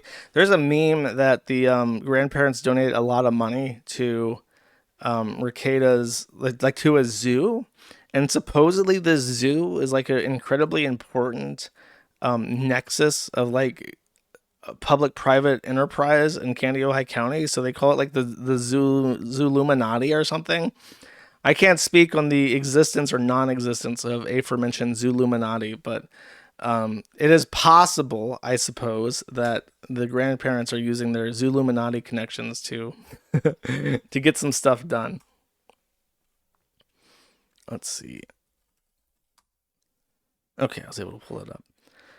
Why is the government covering for him? Here's my theory. That's a great question. Here's my theory.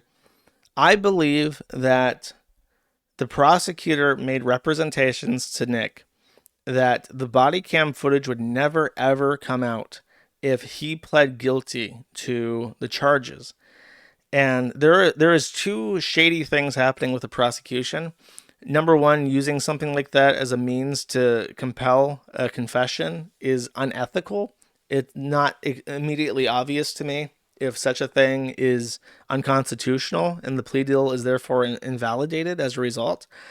The other thing that happened is that this body cam footage was entered into evidence in Rekida's criminal case to help April. And it is also generally considered unethical for a prosecuting attorney to allow co-defendants to run joint defenses for each other when they're tried separately. So it's a very strange setup that the body cam footage was entered into evidence to defend April from Nick's perspective, but then also, if part of the deal was that the body cam footage would remain off the record, number one, it would have to be an informal part of the plea deal, because number one, it was not entered into the plea deal formally, and number two, after the plea deal was read, the judge asked the prosecution and the defense, is there any part of the plea deal which is not on this public record that I need to know about? At that point, if the body cam footage staying off the record was part of the plea deal, then they should have said, yes, there is, and should have told the judge off the record, in private what that was, and had that sealed. But it seems like it's an informal arrangement where they just said, like, yeah, sure, if it doesn't go to trial, then it doesn't get entered into evidence. And now it's looking like it is entered into evidence, and they did not properly handle that, and it might come out, and the prosecutor is afraid of being sued or afraid of his plea deal being thrown out. So I'm not sure what's going on with that, but it is extremely strange. Why did they even give him a plea deal? I don't know. It's any number of reasons. It could have just been to be nice to him, because he is a member of the community. He does donate money. He went to a church. He has 5 kids. He has no reason to run. He's a pretty favorable first-time offender. Pretty favorable defendant for a lenient sentence. Let's see. Is there a way to spin this so that it's not a total Baldo victory? This is a huge win for Nick if his main concern is not having the body cam footage come out, because at the very least, it's now incredibly delayed. It's going to take a long time to undo this damage. Because I can't stress, like, it was one thing for the prosecutor to ask for this. We were going to intervene today, but we were going to intervene this morning, but it happened so quickly that he got what he wanted that there was no way for us to intervene in time to stop the immediate decision, because it's an uncontested thing in the case. So it is like actually shocking. Nobody nobody could have expected this specifically, but I did expect the unexpected, which is why as soon as I heard about it, when I figured out, or rather when Hardin figured out that there was a way to access the footage in person, um, I did not say a fucking word. I did not say a fucking word to anyone. I kept my fucking mouth shut, and I thought, I need to get people to see that footage today. And in like 3 days, I managed to get the first woman out to see Officer Pomplun's video footage, and that's why we have those nice notes. Like, I didn't say shit. I didn't hint at shit. I didn't tell a fucking soul. It was me, Hardin, and the people who were physically going there, and nobody else knew, because I knew I didn't know what I knew. I didn't know what would happen, but I knew something would happen because I knew that there was no way that Ricada would let it get out in public. So I took every possible conceivable means, and then after the first viewing, the schedule to actually get a jury room to see the evidence was like weeks apart. So we got one in the next week to see Robbie's footage, which I also read, and then from there it was like mid June to see it again. This day was a very important day because it was the first day that was actually available all day, which is why all three were attending. But they knew that people were coming, and they knew they had to rush it because they didn't know if I mean, I assume they knew that we had people visit before, but they didn't know what we had. So they knew that three people were coming and that they were going to take extensive notes all day. And that's why they rushed it. They rushed it real fucking hard because they knew that they were literally driving to Candiota County to see that footage. And they knew they had to shut that shit off immediately. Um, what are the odds they'll just delete the footage? I am worried about that because the thing is, if they delete the footage now, the best that we can do is sue the county. So we might get a judgment of like $100,000 for blatantly illegal violations, but the sheriff has immunity through his position, and the prosecuting attorney has judicial immunity, which is like an almost absolute immunity. So there's nobody we can hold accountable for it if they just delete it now. But we will be able to sue the county. But that's not what I want. I would honestly rather have the body cam footage than $100,000+ from Candiota County. You know what I mean? How did they view the footage in the first place? It was entered into evidence. Ricada's attorney entered into evidence 2 body cam videos to try and prove that April Imholt was not properly Mirandized. It is evidence. It was entered as evidence. It was reviewed as evidence, and it was ruled on as evidence. So therefore, it's evidence and it's public record. So that's why they were able to see it. But because there's kids in it, they couldn't release it directly. You had to come in person to see it. And the sheriff should have released redacted versions to us, but he refused. And that's what set the ball in motion for this to be unwound, basically. But they were able to see it in person before that happened. How long are the videos? I think an hour and 45 minutes. That's all it took. They even with the house as cluttered as it was, the drugs were in such plain view and in such obvious positions that they didn't need to search through the hoarder mess to find it. They just took it from the top of the cabinet. Is the kids being in it a law? Yes, because they're minors and they are owed an additional level of privacy from the government that adults are not given. So yes, they're owed privacy, which is why it has to be censored before it can be released publicly. Do I think another figure is trying to get the body cam footage now? He'll get arrested again. Yeah, we'll probably get the body cam footage from the second arrest before we get the one from the first arrest. Knowing my luck. Let's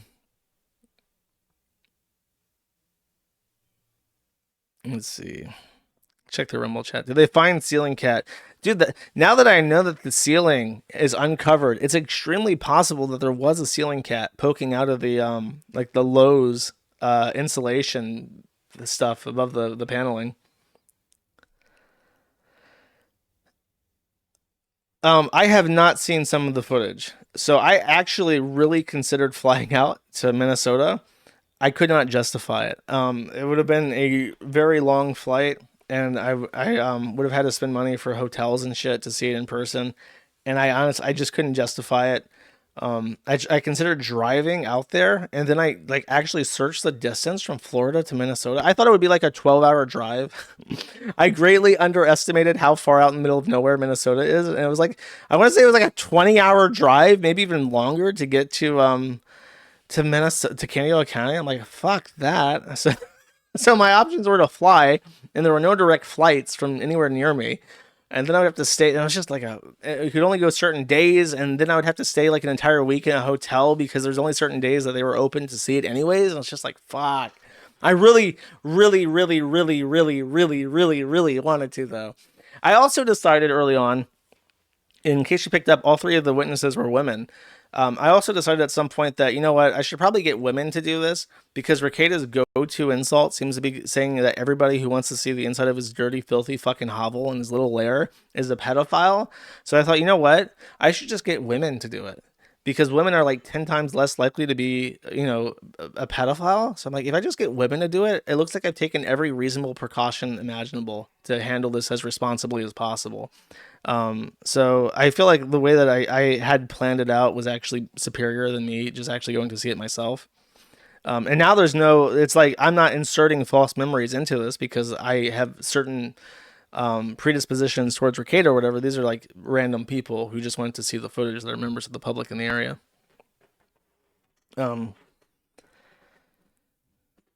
So I need that footage. I really do. All right. I think that's it. Again, thank you for watching, especially on short notice. And I will now read some super chats and we'll call it quits. I'm thinking about what outro song to play. As I mentioned, I'll mention it one more time. The notes are on the forum. They're featured right now. Okay. Let's see. Hopefully this all works. It does. Okay. Lacune for one says your sentence for being 10 minutes late is to be a million years of gay. I am straight, obviously. Haramburger for two says very good stream. The Rackets body cam footage was my favorite segment. Pity to the late viewers who missed it. Dude, if you're late and gay, you're late and gay, and now it's gone forever. Citrus Addict for one says Rackets said the cop did him dirty. We need the footage so to either clear up his name or restore faith in the justice or the system. Public interest could not be higher. I agree. I fully agree there's a public interest for it, but it's evidence now. The fact they're trying to hide entered in evidence that was used to decide judicial matters in a criminal proceeding is like, whoa, buddy, what are you doing? Tautology Man for 5 says Pizza Child, enjoy Friday. I will, thank you. Baldo Peckins for 5 says no, Steiner Child, it's you that's square. Oh, because I said be there, be square. Yeah, I'm pretty fucking square today. I gotta admit, I got square all over my face. Euclid Sneed for 5 says no, Druggy Child, it will be getting the body cam footage. That's true. That's true. I will be getting the body cam footage. Just you wait. Enjoy the sword of Damocles, Stalker. 11th Circuit for 2 says self-professed libertarian and man of the principles, Nitrous Nicky. Rakeda conspiring with the evil government to keep public court records secret. Shocking, I tell you. I know. It's like the man made his career talking about other people's body cam footage and trials and judicial proceedings and shit. It's crazy. Lanthia for 10 says, thanks, Josh Hamjam. Thank you. David S877 for 25 says, if you had sent that body cam money to BMJ, he could have tripled it for you. I know. I'm a fucking loser, bro. I never put the money down when the money's hot, okay? David S877 for 25. Oh, that's a repeat. Little Baby Child for 5 says, you want more money? Of course I don't mind to buy nuclear textbooks for atomic crimes, and the public gets what the public wants, but I want nothing society's got. I'm going underground. Beautiful poem. I don't know if you found that in a desk drawer somewhere, but I'll assume you wrote it just for me. Don't take my kidneys for 2 says, I can't sneed. Thank you. Where's Bun Bun for 5 says, 10 out of 10, no note stream, me, Gatehorde. Gator, I'm sorry, Gator. I'll get you the body cam footage just like I promised, Gator. Ice Mexican for 10 says, $10 specifically for you to get some fucking internet. There are uppercase I internet. There are fucking beaners living in 10 shacks with better connections than you Jewish retard. Trust me, bro. I'm working on it. I'm working on several things at once. The body cam footage, the payment processors, the Gibson Go. By the way, I think that's paying out, actually. I'll mention if it does. getting internet access. I'm running parallel, multi-threaded. Okay. Ace of Spades for 5 says, if there's one thing to admire about our overlord, it's that he doesn't give up ever. That's true. I will never give up on you. I will never ever let you down. The president of Nintendo for 5 says, I had to sell my kidneys to afford a Switch 2, but the good news is I'll have a Switch 2 to play while I'm at dialysis. Here's a few kidney dollars to pay off your bet with Ethan Ralph if you lose. Thank you. I do not consider my bet lost, by the way. I will get that fucking footage. Mark my fucking words. Vordier for 5 says, are mandatory attorney's fees still a thing for the process of undoing the thing that just happened? Maybe not. I'm not entirely sure, but it's not going to cost us anything anyways. Citrus Addict for 1 says, Baldo or his parents had to have greased some palms. The government doesn't do shit this corrupt without personal gain. I don't know what they want, man. I really don't know. I can't even imagine. Borello Furman for 1 says, nothing. Thank you, Borello Furman. I appreciate it. Space Allen for $50 says, ham jam. Thank you, Space Allen, very much. I appreciate it.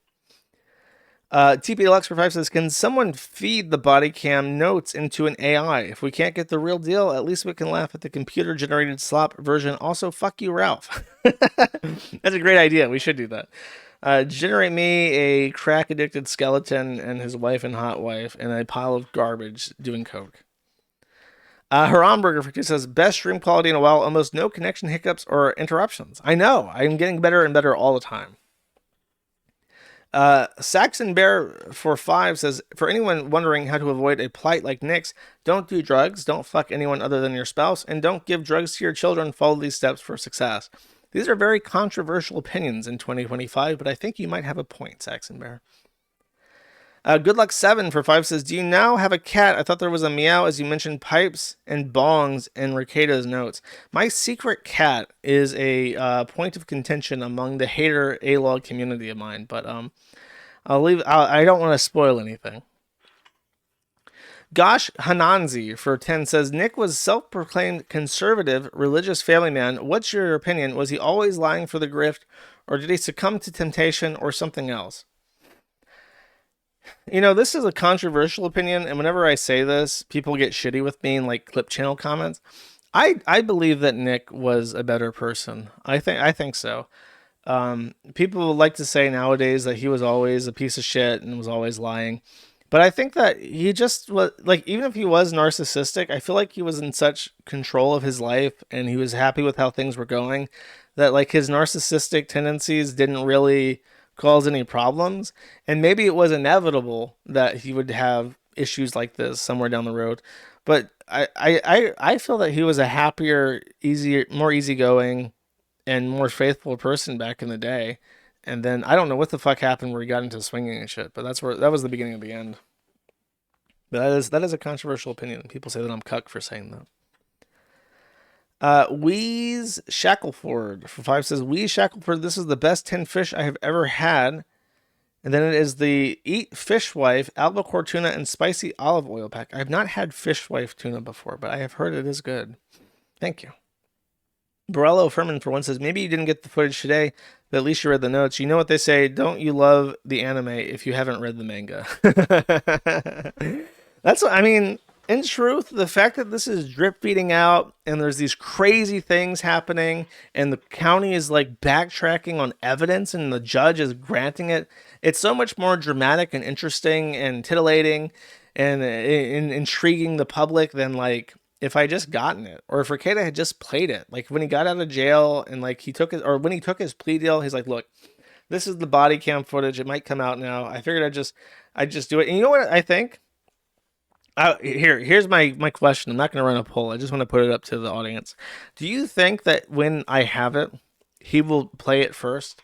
I've thought about this long and hard, and there will come a day where the judge, maybe the Judge Wetzel, maybe the appellate court, maybe the Minnesota Supreme Court will say, you have 30 days to surrender that footage to the intervener party. And Nick will have a heads up. It won't be like this where we found a secret way in and we're getting it. He'll know it's coming out. Do you think that he'll try to at that point just play it himself and make money off of it, or do you think that he is so embarrassed and like, I don't know what word to use, but do you think he'll just like continue to seethe about it and just not play it? Because I feel like he will. I feel it, but only at the very end. And you know what? It won't even offend me because I would love to see him fucking cope. I would love to see the stream where he copes, and the end result is I get beaten because he just decides to release it himself on stream and monetize it, then you know what? I'm still happy with that result, chat. A stupid fuck for 5 says, I was in rehab with a chick who talked about how her kid got into Fent and she had to Narcan them so they didn't die. I absolutely believe Nick's daughter got into the coke. There is a reason when they find coke in a house with kids, they test the kids. There's a reason, and it's because the kids come up positive. I want to say it's a shocking high number, where it's like as high as like 50% of children in homes with drugs will test positive for drugs. It is a really, really high number.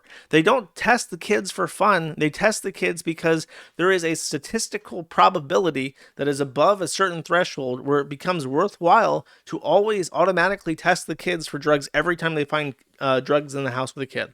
There's a reason why they do it. They do not do it to fuck around or to plant evidence or because they think it's silly to cut kids' hair or whatever. They do it because it comes up positive a lot of the time.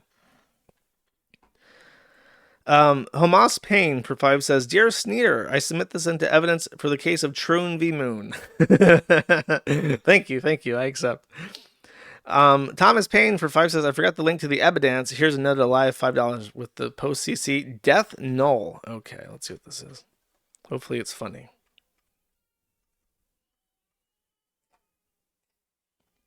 Oh, I see. It's me. As Light Kagame, I believe is his name. Very, very... Oh, look, it has the Kiwi Farms logo on it. Very good. Thank you.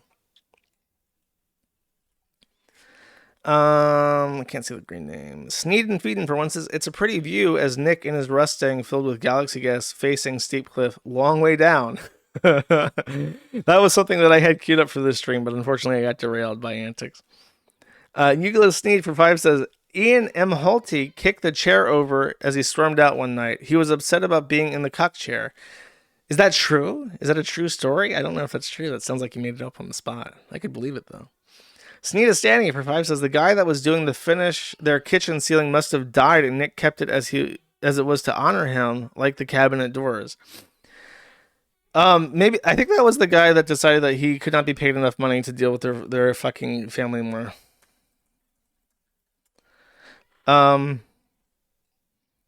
Let's see. I know this isn't... Oh, wait, sorry, I didn't read that name. Gormal's Wonder for 5 says, I'm sure this isn't a new thought, but with all the talk about the large, confusing floor plan, can we dig up the architectural plans? We're going to the county to get the blueprints now. We're going to find the cuck shed. I don't think so, by the way. Judy Tester for 3 says, the drug gummies kept out in the open would be tempting to children if they were hungry. Everyone knows Ricada kids were well fed, so I'm sure this wasn't a problem. Yeah, I don't think there's any stories whatsoever about the kids being hungry. I don't think there's any reason to believe they might inadvertently eat something that they think may be real food and not gummies laced with narcotics.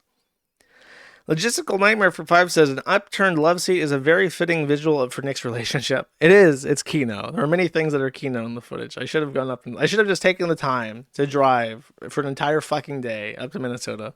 I missed out.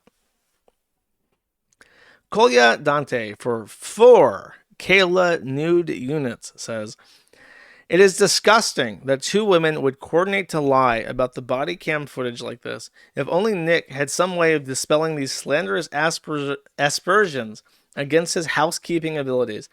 If only. Unfortunately, now it seems like these Kiwi, not fags, the Kiwi fag hags, maybe, now control 100% of the narrative by themselves. And Nick is completely helpless to dispel such wild and lofty accusations.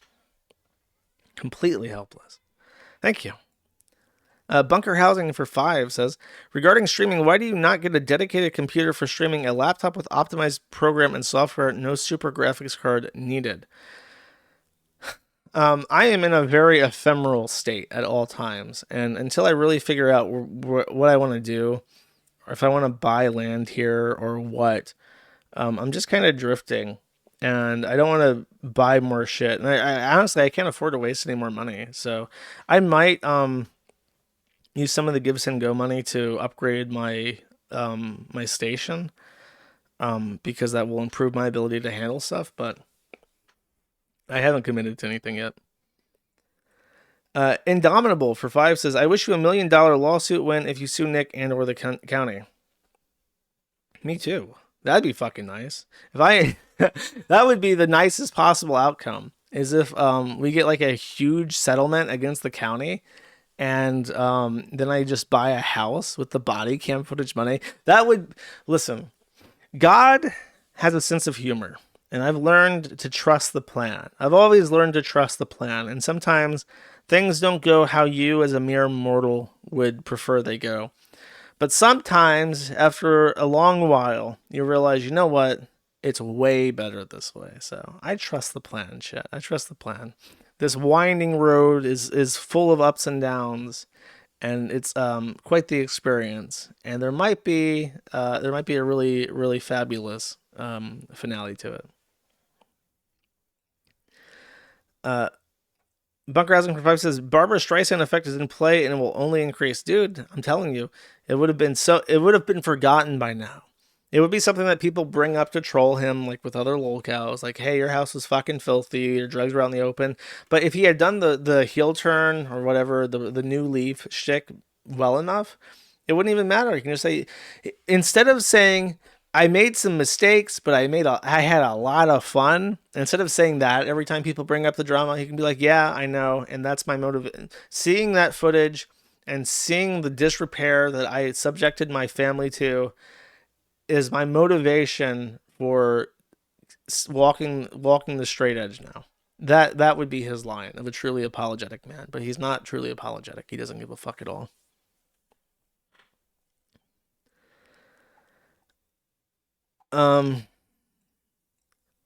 Being the bunny for one says the human race has one really effective weapon, and that is laughter.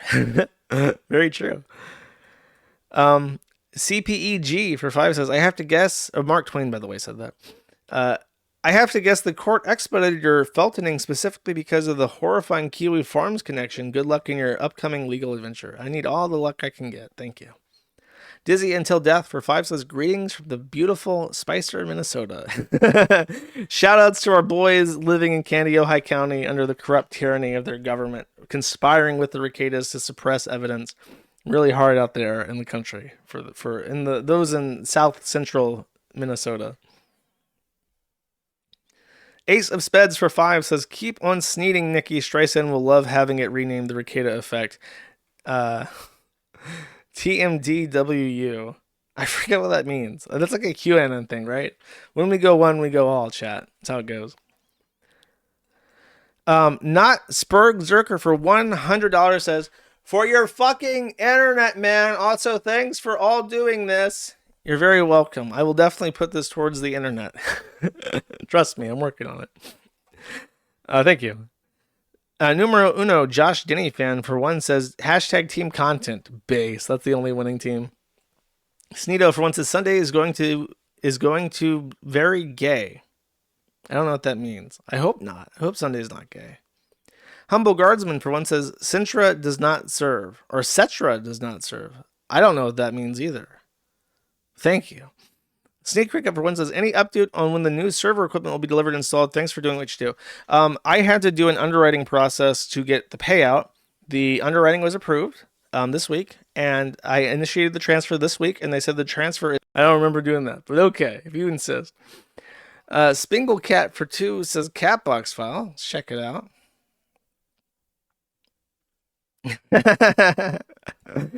This appears to be a Wikipedia page for Creator Clash. It says, the Creator Clash events are a recurring charity crossover boxing event created by American OnlyFans model Anisa Jamha and her husband. Creator Clash have held 2 events in 2022. Great article. I'm sure that's not being deleted immediately.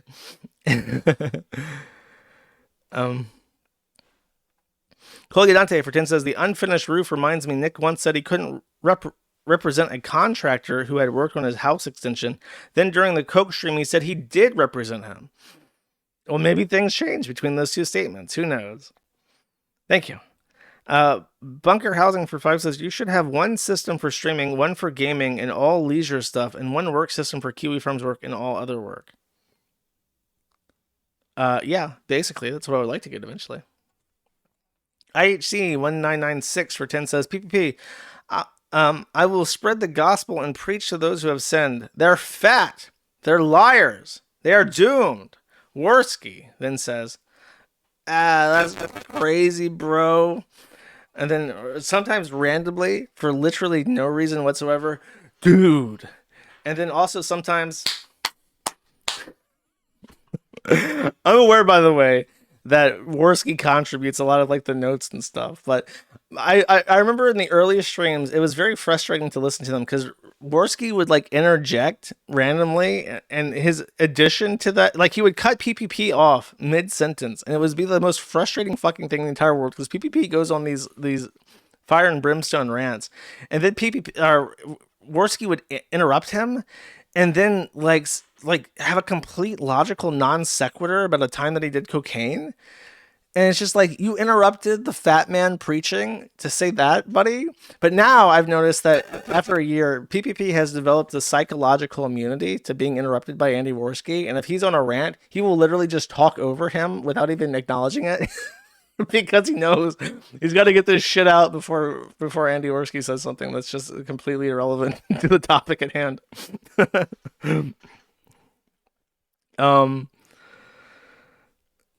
Vordier for 5 says another $5. Thank you, Vordier. I appreciate it. IHC 1996 for 10 says Vikings die with sword in hand so that they may enter Valhalla. When Floyd died with flint in his hand, where was he sent? Thanks, Josh. Keep up the good work. JJ.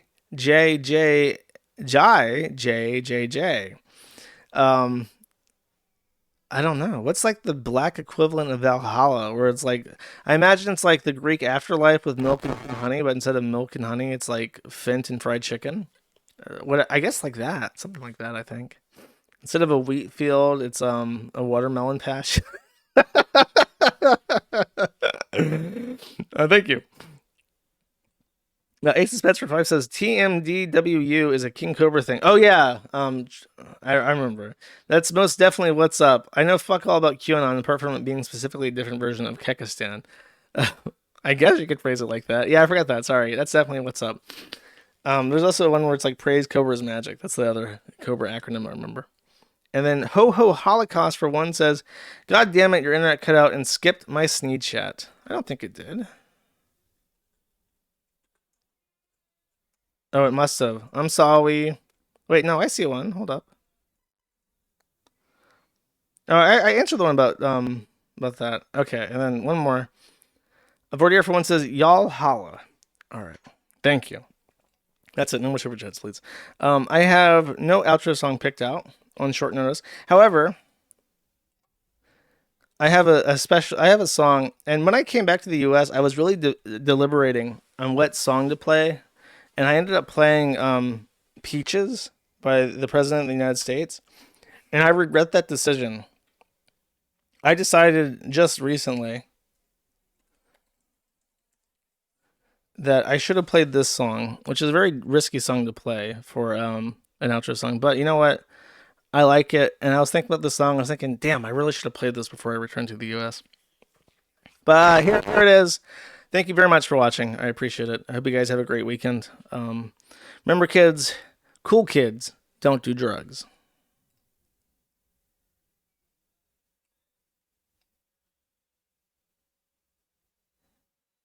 And is this going to play? No. It's not going to play. Is this like broken? Oh, you know what? I see. Okay, hold up.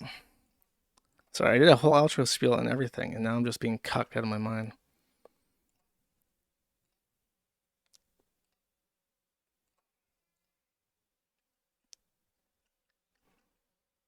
I have to prove I'm not a robot. I don't appreciate that.